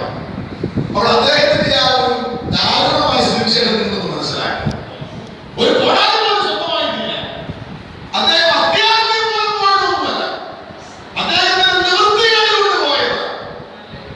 എങ്ങനെയാണ് കഴിഞ്ഞ കോടാലിയാണെങ്കിലും യോർദാന്റെ തീരത്ത് നമ്മൾ കണ്ടതല്ല വലം നോക്കി അദ്ദേഹം വെട്ടാൻ വേണ്ടി തുടങ്ങി. എന്തെല്ലാം ആഗ്രഹത്തോടു കൂടിയാണ് പരിപാടി ആരംഭിച്ചത് എനിക്കറിയാമോ? ദൈവത്തിന് സ്തോത്രം. അത്യാഗ്രഹം മൂലം പോണ പല രക്ഷകളുമുണ്ട്. പക്ഷെ പുള്ളി അങ്ങനെ പോയതല്ല.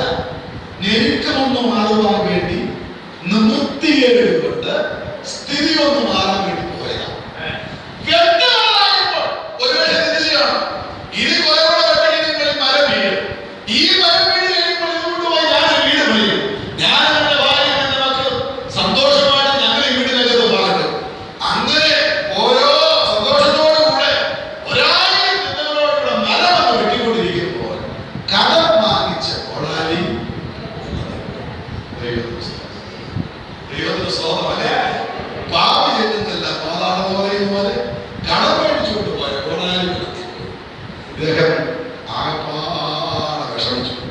സ്വന്തമായിട്ട് കോട്ടയം വിചാരിക്കുക, ഇത് നാട്ടുകാരുടെ കടം മേടിച്ചുകൊണ്ട് വന്നതാണ്. ദൈവത്തിന് സ്തോത്രത്തിന്റെ കൊള്ളയാശത്തോട് പോയതാണെങ്കിൽ കോട്ടയം വിചാരിക്കുക, കടം മേടിച്ച് പലിശ കിട്ടുകൊണ്ട് വന്നതാണ്. ദൈവത്തിന് സ്തോത്രമല്ലേ? പ്രിയമുള്ള ദൈവത്തിന്റെ ഇതിനകത്ത് ചെറിയ ദൂത് പരിശുദ്ധാത്മാവിനെ ചിലരെ സ്പർശിച്ച് സംസാരിപ്പാനും ഈ വെള്ളം ഒരു ന്യായവിധിയിൽ കാണിക്കുന്നതാണ്. ദൈവത്തിന് സ്തോത്രം. ജീവിതത്തിൽ ഒരു വിശാലതയ്ക്ക് വേണ്ടി, ജീവിതത്തിൽ ഒരു അല്പം ഒന്ന് നന്നാവാൻ വേണ്ടി വളരെ ആഗ്രഹിച്ച് പ്രാർത്ഥിച്ച് പ്രവാചകനോട് ചോദിച്ച് അനുവാദം വാങ്ങിച്ച് കടം മേടിച്ച് ഗതികേട് നിമിത്തം മരം വെട്ടാൻ പോയവന്റെ കോടാലി വെള്ളത്തിൽ പോയി. വെള്ളത്തിൽ കോടാലി പോയാൽ ഇനി പൊങ്ങി വരാനുള്ള ഒരു സാധ്യതയില്ല. മനസ്സിലാവുമോ? പ്രവാചകൻ ചെയ്ത കാര്യം എന്താണെന്നറിയാമോ? ഒരു കമ്പ് വെട്ടി വെള്ളത്തിലിട്ടു. മുങ്ങിപ്പോയ കോടാലി ആ വെള്ളത്തിന്റെ ആഴങ്ങളിൽ പതിക്കുന്നതിന് മുമ്പ് തമ്പുരാൻ അതിനെ പൊക്കിക്കൊണ്ടുപോകും. ഇന്ന് പകർക്കാലം ദൈവാത്മാവിനെ ഓർപ്പിക്കാനുള്ള ഒരു ദൂത്. ദൈവത്തിന് സ്തോത്രം. ആർക്കും നിന്നെ രക്ഷിക്കുവാൻ കഴിയാതെ, ആർക്കും നിന്നെ ഉയർത്തിക്കൊണ്ടുവരുവാൻ കഴിയാതെ, നിന്നെ സഹായിക്കാൻ ആർക്കും കഴിയാതെ, ദൈവത്തിന് സ്തോത്രം, ന്യായവിധിയുടെ വെള്ളം കടന്നു വരിക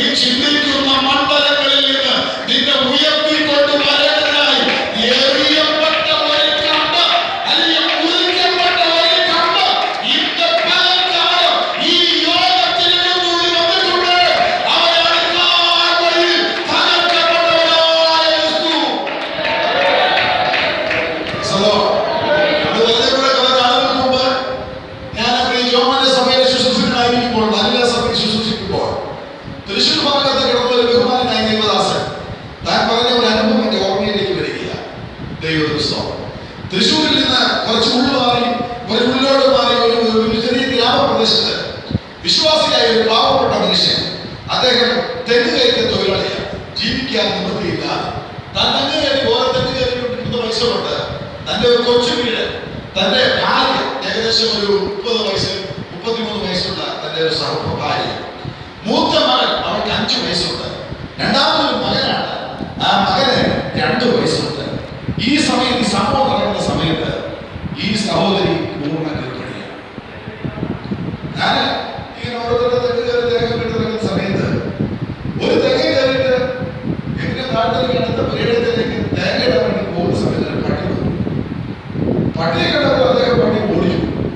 പക്ഷെ പട്ടി ഓടിയില്ല, പട്ടി വന്ന് കടിച്ചു. പക്ഷെ ഈ പട്ടിക്ക് പേരുള്ളതായി. ആ സഹോദരൻ ഹോസ്പിറ്റലിൽ കൊണ്ടുപോയി. നിമിഷ നേരത്തിനുള്ളിൽ ഈ പട്ടിയുടെ വിഷം ഇദ്ദേഹത്തെ രക്തത്തിലൂടെ ബാധിച്ച് ഈ മനുഷ്യൻ മരണാസ്ഥനായി മാറി. ദൈവത്തിന് സ്തോത്രം. ഹല്ലേലൂയ. ലഭിക്കാവുന്ന ട്രീറ്റ്മെന്റ് എല്ലാം അദ്ദേഹത്തിന് വേണ്ടി ചെയ്തു. അവർക്ക് ചെയ്യാവുന്നതോടെ സഹായങ്ങളെല്ലാം ചെയ്തു.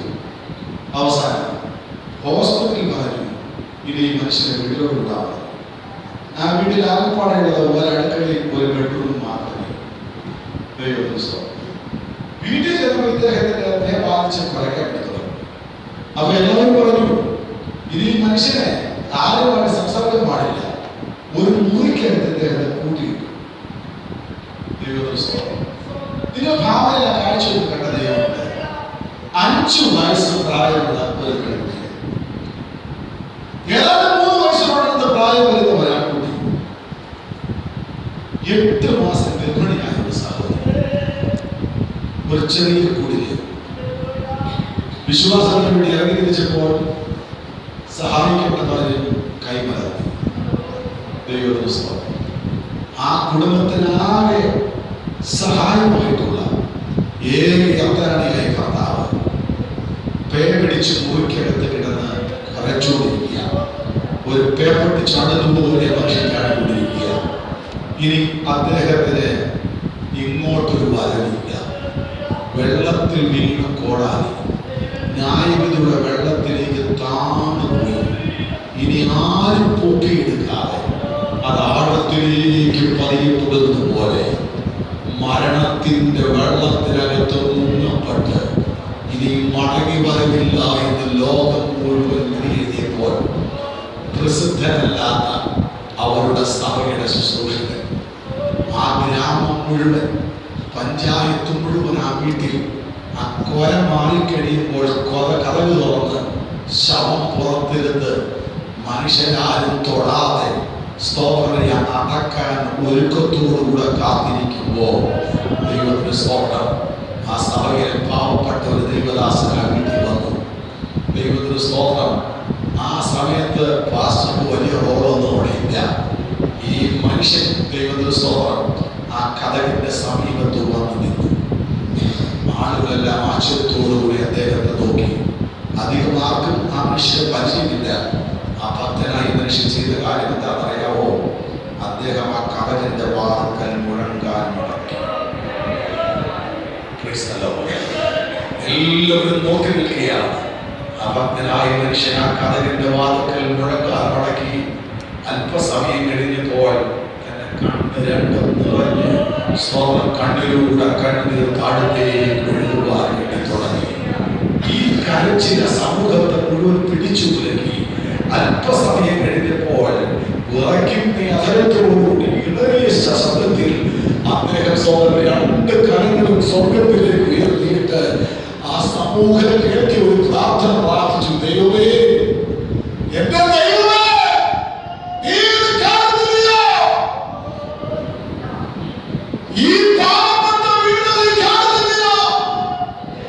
ഈ 5 വയസ്സുള്ള പെൺകുട്ടിയെ നീ കാണുന്നില്ലയോ?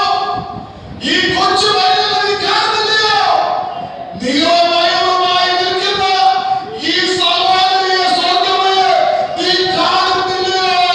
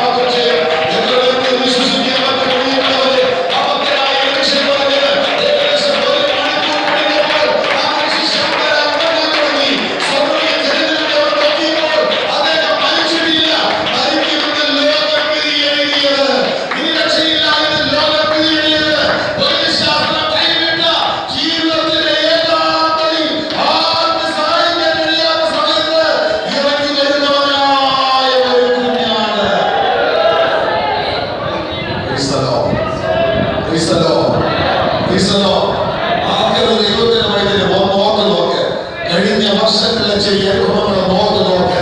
കഴിഞ്ഞ നാളുകളിലെ ചില അനുഭവങ്ങൾ ഓർത്ത് നോക്ക്. വൈദ്യശാസ്ത്രം നിന്നെ കൈവിട്ട് കളഞ്ഞ, മാതാപിതാക്കൾ നിന്നെ കൈവിട്ട് കഴിഞ്ഞ, സമൂഹം നിന്നെ കൈവിട്ട് കഴിഞ്ഞ, പ്രതീക്ഷ മുഴുവൻ നഷ്ടപ്പെട്ടു എന്ന് ലോകം മുഴുവൻ നിന്നെ നോക്കി വിധിയെഴുതിയ എത്ര മണ്ഡലങ്ങളിൽ നീ പോലും അറിയാതെ ആരുടെയോ പ്രവർത്തന ഫലമായി യേശു എന്ന കുഞ്ഞാട് നിന്റെ ജീവിതത്തിലേക്ക് ഇറങ്ങി വന്ന് നിന്റെ ജീവിതത്തെ മുഖ്യധാരയിലേക്ക് നോക്കിക്കൊണ്ടുവന്ന അനുഭവങ്ങൾ ഇതുപോലെ ഓർമ്മയിലൂടെ ശക്തിയോടെ ദൈവത്തെ സ്തുതിച്ചാട്ടെ.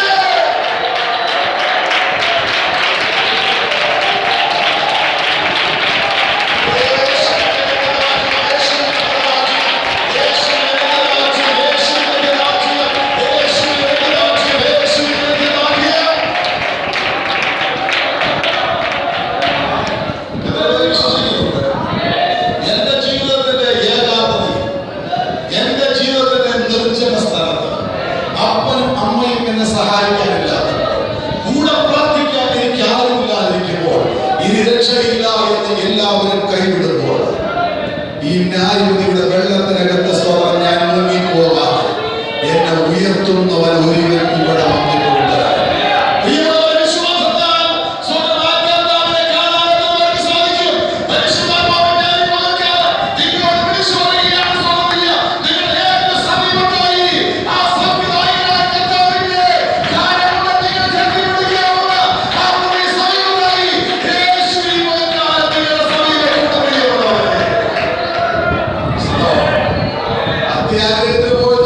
ജീവിതത്തിൽ നിവൃത്തിയില്ല, ഒരു വിശാലതയ്ക്ക് വേണ്ടി പോയി ആ കമ്പ് വെട്ടിയിട്ടപ്പോൾ ന്യായവിധിയുടെ വെള്ളത്തിനകത്ത് മുങ്ങിപ്പോയി.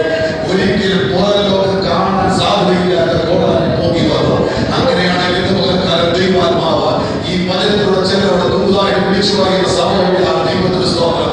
ഈ സ്വന്തം മാരണമെന്ന വെള്ളത്തിലെ ന്യായവിധിയെ മുക്കിക്കളഞ്ഞ് നിന്റെ കുടുംബത്തിൽ സ്വന്തത്തിന്റെ സമൂഹത്തിൽ നീ തല ഉയർത്തി നിൽക്കുകയില്ല എന്ന്, ഇനി നിന്നോട് പ്രവൃത്തി വെളിപ്പെടുകയില്ല എന്ന്, നിന്റെ ശുശ്രൂഷ അസ്തമിച്ചു എന്ന്, ഇനി നിനക്കൊരു ഭാവിയില്ല എന്ന് ലോകം മുഴുവൻ വിധിയെഴുതി സ്വന്തം ഒരു വെള്ളത്തിനകത്ത് മുക്കിക്കളഞ്ഞ് നീ ഒന്നുമില്ലാത്തവനായി നശിച്ചു പോകുവാൻ വേണ്ടി നിന്റെ കുടുംബത്തിനൊരു ശവമൊഴി വരേണ്ടതായി, നിന്റെ കുടുംബത്തിനൊരു ന്യായവിധി വരേണ്ടതായി, നിന്റെ കുടുംബത്തിനൊരു വിലാപയാത്ര ഉണ്ടാകേണ്ടതായി വീശാന പാതയിൽ ഒരുങ്ങുമ്പോൾ ഇന്ന് വരെ ദൈവം പറയുകയാണ്, പ്രാർത്ഥിക്കുന്നവരെ നിന്റെ അടുത്ത് ആ കുഞ്ഞാട് ഇറങ്ങി വരുന്നവരാണ്.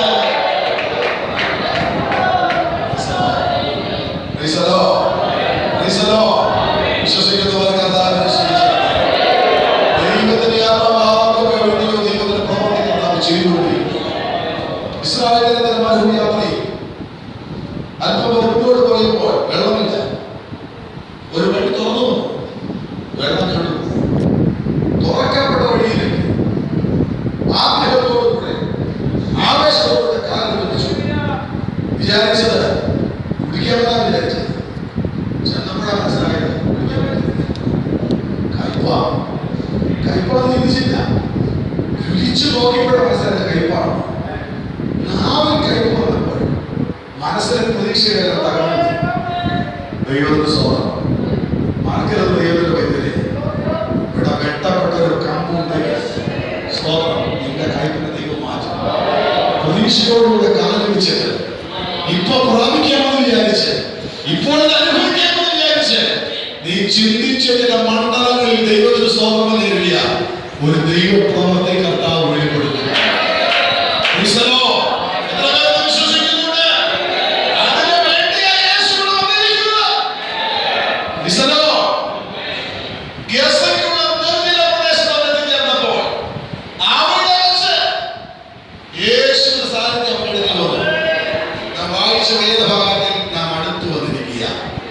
നാം അവിടെ എത്തിച്ചേർന്നപ്പോൾ സംഭവിച്ച കാര്യം, ഫിലിപ്പോസ് സുവിശേഷം പറയേണ്ടതിനായി അവിടെ വാ തുറന്നു.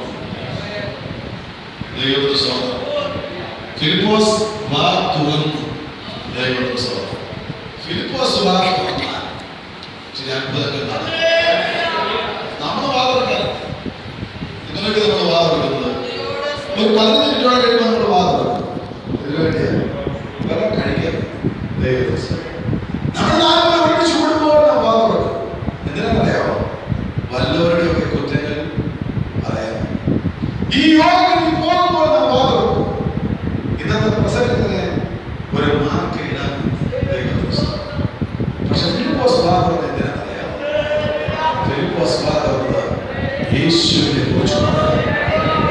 യേശുവിനെ കുറിച്ച് പറയാം. നീ യേശുവിനെ കുറിച്ച് പറയാൻ വാ തുറന്നാൽ നിന്റെ തലമുറയെ ദൈവം വിശ്വസിക്കാൻ പറ്റും. ഞാൻ ആത്മാവിൽ കാണുകയാണ് പ്രിയമുള്ളവരെ. ഫിലിപ്പോസ് വാ തുറന്നപ്പോൾ എന്ത് സംഭവിച്ചിട്ടാണ്? അവിടെ ആരും രക്ഷിക്കപ്പെടാനുള്ള സാധ്യതയില്ല. അവിടെ ആരും കർത്താവിനെ സ്വീകരിക്കാനുള്ള സാധ്യതയില്ല. കാരണം ശമരിയ പട്ടണത്തെ വ്യാപിച്ചു നിൽക്കുന്ന ഒരു അധികാര ശക്തിയുണ്ട്. ശമരിയ നമുക്ക് പരിചയപ്പെടുന്ന ഭൂപ്രദേശമാണ്. അവിടെ പ്രസിദ്ധമായ ചില സംഭവങ്ങളുണ്ട്, കുപ്രസിദ്ധമായ സംഭവങ്ങളുണ്ട്. ജനത്തെ പാപത്തിലേക്ക് വലിച്ചു കൊണ്ടുപോകുന്ന ഒരു വശീകരണ ശക്തി. ദൈവത്തിന് സ്തോത്രം. Praise the Lord. ദൈവത്തിന് സ്തോത്രം. ശമരിയ പട്ടണത്തെ വ്യാപിച്ചു നിൽക്കുന്ന ഒരു പൈശാചിക ശക്തി, ഒരാഭിചാര വ്യഭിചാര പോരാട്ട ശക്തികൾ. ഇന്ന് പകൽക്കാലം ഞാൻ പറയുന്നു, ദൈവത്തിന് സ്തോത്രം. അഭിഷേകമുള്ള നീ ആരാധനയ്ക്ക് വാ തുറന്നാൽ വിശ്വസിക്കാൻ പറ്റുന്നുണ്ട്. അഭിഷേകമുള്ള നീ വാ തുറന്ന് ദൈവത്തെ സ്തുതിക്കാൻ തുടങ്ങിയ, വാ തുറന്ന് ദൈവത്തെ സ്തുതിക്കാൻ തുടങ്ങിയ ആ വിചാര വ്യഭിചാര വശീകരണ ശക്തികളിൽ നിന്ന്, പാപത്തിലേക്ക് ജനത്തെ വലിച്ചു കൊണ്ടുപോകുന്ന ഒരു ശക്തികളിൽ നിന്ന് ഇന്ന് പകൽക്കാലം ശമരിയ പട്ടണത്തെ ഇളക്കി മറിക്കുന്ന, ആർക്ക് രക്ഷിക്കുവാൻ കഴിയാത്ത, ആർക്ക് പിടിക്കുവാൻ കഴിയാത്ത, ആർക്ക് മനസ്സാന്തരത്തിലേക്ക് നയിക്കുവാൻ കഴിയാത്ത ഒരു വലിയ പോരാട്ടത്തെ യേശുവിന്റെ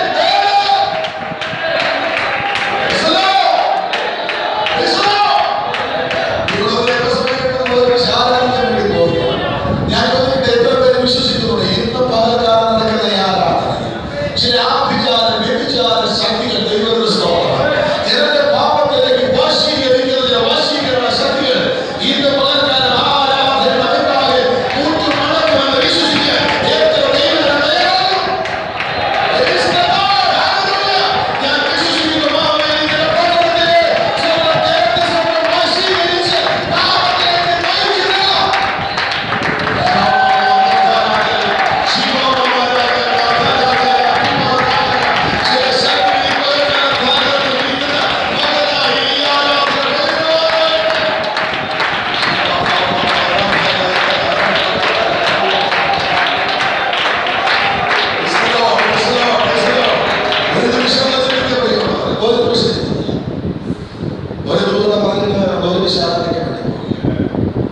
എന്തുകൊണ്ടാണ് വാ തുറന്ന് ദൈവത്തെ സ്തുതിക്കാൻ പറ്റാത്തത്?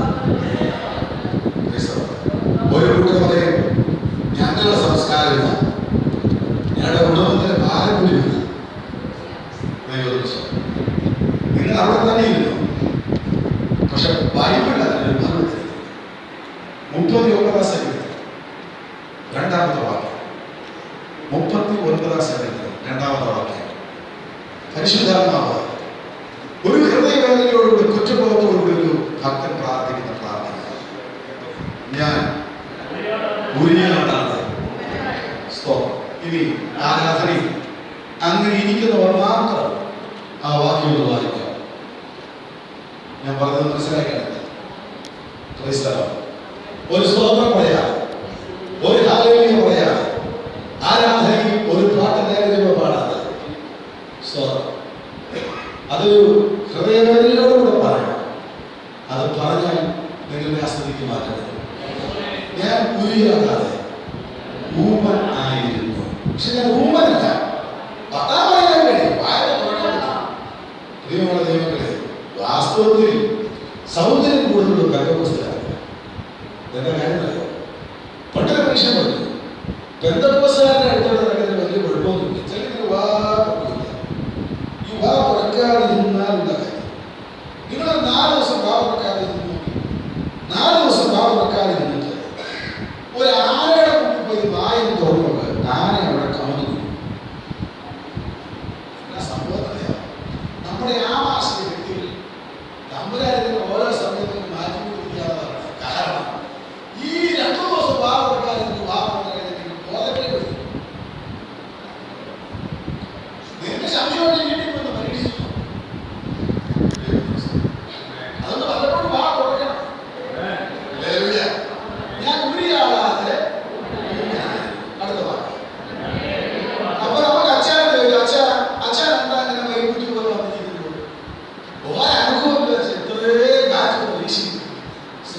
അച്ഛൻ ഈ ശാഖത്തിൽ അടിച്ചാൽ അച്ഛൻ നടക്കില്ല. അപ്പൊ പുള്ളി പറയും നന്മ ചെയ്യാത്തതല്ല പാസ്റ്ററെ, എനിക്ക് ചെയ്ത നന്മകൾ മൈക്കൊന്ന് തിന്നാൽ ഞാൻ പ്രസംഗിക്കുന്നതിനൊക്കെ ഇവിടെ കൺവെൻഷൻ നടക്കില്ല. അത്ര നന്മ ദൈവം ചെയ്തിട്ടുണ്ട്. എത്ര മരണത്തിന് വിളിപ്പിച്ചെന്നറിയാമോ? മരണത്തിന് വിളിപ്പിച്ചു, നന്മ ആവശ്യത്തിൽ അധികം തന്നു. പിന്നെ എന്താ ഉണ്ടാക്കുന്നത്? അതെന്താണെന്ന് എനിക്ക് അറിയാൻ പറ്റില്ല പാസ്റ്റർ. ഇന്ന് അറിഞ്ഞിട്ടേ പോകാവൂ. അടുത്ത വാക്ക് പറയുന്നത്, ഞാൻ നന്മയെ ഗണ്യമാക്കാതെ മൗനമായി. അങ്ങനെയുള്ളവർക്ക് വേണ്ടി ഒന്ന് സ്തുതിക്കണമെന്ന് ആഗ്രഹമുണ്ട്, ഒന്ന് ആരാധിക്കണമെന്ന് ആഗ്രഹമുണ്ട്, ഒന്ന് അഭിഷേകത്താൽ നിറയപ്പെടണമെന്ന് ആഗ്രഹമുണ്ട്. പക്ഷെ എന്തുകൊണ്ട് പറ്റുന്നില്ല? എനിക്ക് തന്നെ അറിയാം ഞാൻ ഇതിൽ ഇരിക്കേണ്ടവനല്ല. കാരണം എനിക്ക് ചെയ്തു പോലെ നന്മ ദൈവം ആർക്ക് ചെയ്തിട്ടില്ല. എന്നെ ഉയർത്തിക്കൊള്ളുന്നതുപോലെ ദൈവം ആരെയും ഉയർത്തിയിട്ടില്ല. മാർക്കറ്റ് പ്രിയമുള്ളവരെ, ആദ്യം പാപത്തിൽ നിന്ന് തമ്പരാൻ ബോധനം നൽകിയവർ ആദ്യം അദ്ദേഹം ചെയ്ത കാര്യം എന്നറിയോ? നിങ്ങൾ വേറെ 20 ദിവസം ഇരിക്കാനൊന്നും പോകണ്ട. ഞാൻ ഇരിപ്പ് ശരിയല്ല എന്ന് ഹൃദയത്തിലൊരു തോന്നലുണ്ടായി. അദ്ദേഹം ചെയ്തത് ഞാൻ നന്മയെ ഗണ്യമാക്കാതെ മൗനമായിരുന്നു. അടുത്ത വാക്യത്തിൽ എന്താ പറയുന്നത്? എന്റെ സങ്കടം നിങ്ങൾക്ക് ആർക്കെങ്കിലും അങ്ങനെ സങ്കടം പോയി വരാറുണ്ട്? ദൈവത്തിന് സ്തോത്രം. തമ്പുരാനെ, ഇവിടെ കിടന്ന ആളുകളെല്ലാം തുള്ളിച്ചാടി ആരാധിക്കുന്നു. ഇവിടെ കിടന്ന ആളുകൾ സ്വന്തം കൈയടിച്ച് ദൈവത്തെ മഹത്വപ്പെടുത്തുന്നു. സ്വന്തം ഭക്തജനത്തിന് മുൻപാകെ ദാവീദ് നൃത്തം ചെയ്യുന്നു. സ്വന്തം നീകളുടെ പരിഹാസമാണ്. പക്ഷെ ഞാൻ ഇതിന്റെ ഈ നീകൾ കർത്താവേ, എന്റെ ഭർത്താവിനെ പോലെ ചാടാൻ എനിക്ക് പറ്റുന്നില്ലല്ലോ എന്ന് ഒരു നെടുവീർ അവളുടെ ഹൃദയത്തിൽ ഉണ്ടായിരുന്നെങ്കിൽ അവളുടെ വേദപുസ്തക ചരിത്രത്തിലെ മറ്റൊരു അധ്യായമായി ദൈവം മാറ്റുമായിരുന്നു. അവളുടെ ഹൃദയത്തിൽ സങ്കടം പൊങ്ങി വന്നു. സങ്കടം പൊങ്ങി വന്നപ്പോൾ ധ്യാനത്തിങ്കൽ ഹൃദയത്തിൽ ധ്യാനത്തിങ്കൽ തീ കത്തി. ആ തീ കത്തി കഴിഞ്ഞപ്പോൾ ഞാൻ ആവുന്നത് അപ്പോ എന്തുകൊണ്ടാണ് ഉണ്ടായിരുന്നത്? ഈ ഉപദേശമാർക്ക് പല പോരാട്ടങ്ങളുണ്ട്, പല കെട്ടുകളുണ്ട്. ദൈവത്തിന്റെ സ്തോത്രം. കടമറ്റത്തെ കെട്ട്, അത് കെട്ട്, സ്തോത്രം ചെയ്യുക. പിന്നെ പല കെട്ടുകളുണ്ടല്ലോ. അങ്ങനെ ഒരു കെട്ടാണ് ഈ ആദരത്തിന്റെ കെട്ട്. മനസ്സിലായി? ഞങ്ങൾ അതിന് അധരബന്ധനം എന്ന് പറയും. അത് തലയെ കൈവച്ച മാറില്ല. ഹൃദയത്തിൽ വേദന കൊണ്ട് തീ പിടിക്കണം. അകത്ത് തീ പിടിച്ച തീ മുകളിലേക്ക് വരും. ദൈവത്തിന്റെ സ്തോത്രം. അകത്ത് തീ പിടിച്ച തീ മുകളിലേക്ക് വരുമ്പോൾ നാവിന്റെ കെട്ടഴിയും. അടുത്ത വാക്ക് പറയുന്നത് നാവിന്റെ കെട്ടഴിഞ്ഞപ്പോൾ ഞാൻ എന്ത് ചെയ്യും? നാവെടുത്ത് സംസാരിച്ചു. വാ തുറക്കാൻ പറ്റാതെ, ആരാധിച്ച് ജയമെടുക്കാൻ കഴിയാതെ, ഭവനത്തിനകത്ത് വെളിപ്പെടേണ്ട ദൈവിക വിടുതലുകൾ, സഭയ്ക്കകത്ത് വെളിപ്പെടേണ്ട ദൈവിക വിടുതലുകൾ, അത് വെളിപ്പെടാൻ കഴിയാതെ വേണം. ആരാധിച്ച് ജയമെടുക്കുവാൻ കഴിയാതെ വേണം. ദുഷ്ടശക്തിയുടെ ആധാരത്തെ ബന്ധിച്ചിരിക്കുന്ന ബന്ധനത്തിന്റെ വീടുകൾ ഇന്ന് പകൽക്കാലം അഴിക്കുമാറാണ്.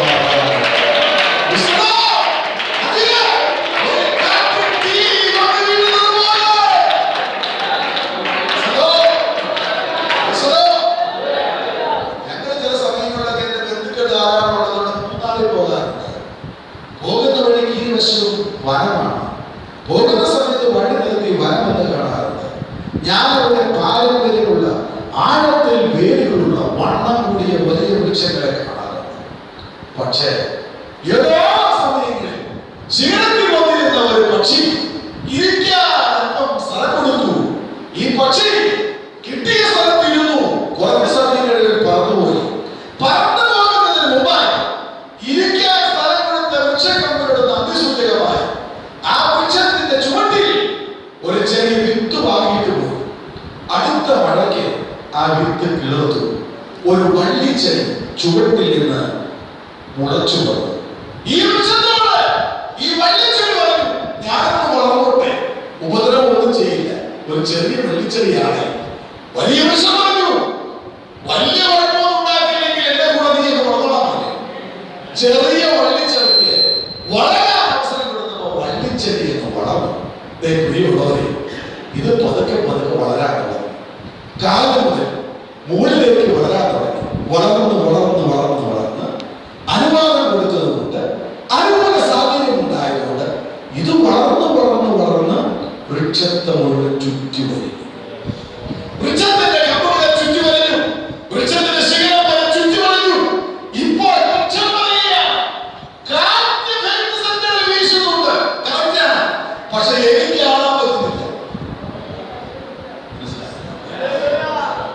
മനസ്സിലായില്ല?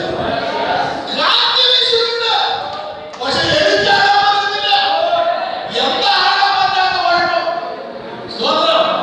പണ്ടൊരിക്കൽ വന്ന് വീട്ടിലെ സംസാരിക്കാൻ വന്ന ഒരുത്തൻ ഇറങ്ങിപ്പോയാൽ നേരത്തെ നൽകി തന്ന ഒരു വിത്ത്, ആ വിത്തിന് ഞാൻ ഇത്ര വെള്ളം ഒഴിച്ചുകൊണ്ട് വെള്ളം കിട്ടി, അത് വളരാൻ അനുവാദം കൊടുത്തു. ദൈവത്തിന് സ്തോത്രം. പക്ഷെ അത് എന്നെ ഇതുപോലെ എത്തിക്കുമെന്ന് ഞാൻ അറിഞ്ഞില്ല. ഇന്ന് പകർക്കാരൻ ലോകം മുഴുവൻ കാറ്റിൽ ഇളകി ആടുമ്പോൾ ഈ വൃക്ഷം പറയുകയാണ്, ഈ മുൾച്ചെടി എന്നെ വല്ലാതെ വഴിഞ്ഞു മുറുക്കിയിരിക്കുകയാണ്.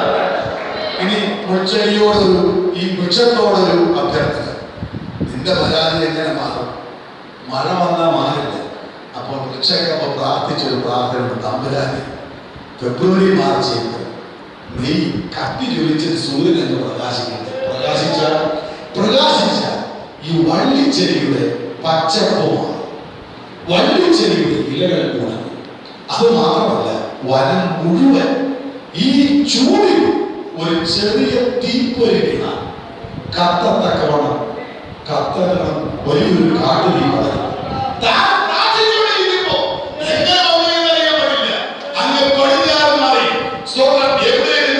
പടരും. ഒരു കാറ്റ് കൂടെ വീശിയപ്പോൾ ആ കാറ്റ് ആഞ്ഞങ്ങ് വീശി ഈ വൃക്ഷത്തിലും അത് വേദനയാണ്, വൃക്ഷത്തെയും കത്തിക്കുന്നതാണ്. പക്ഷേ ഈ കാറ്റ് ആഞ്ഞ് വീശിയപ്പോൾ വൃക്ഷത്തിൽ ഒരു കാര്യം മനസ്സിലായി, ഇന്നലെ വരെ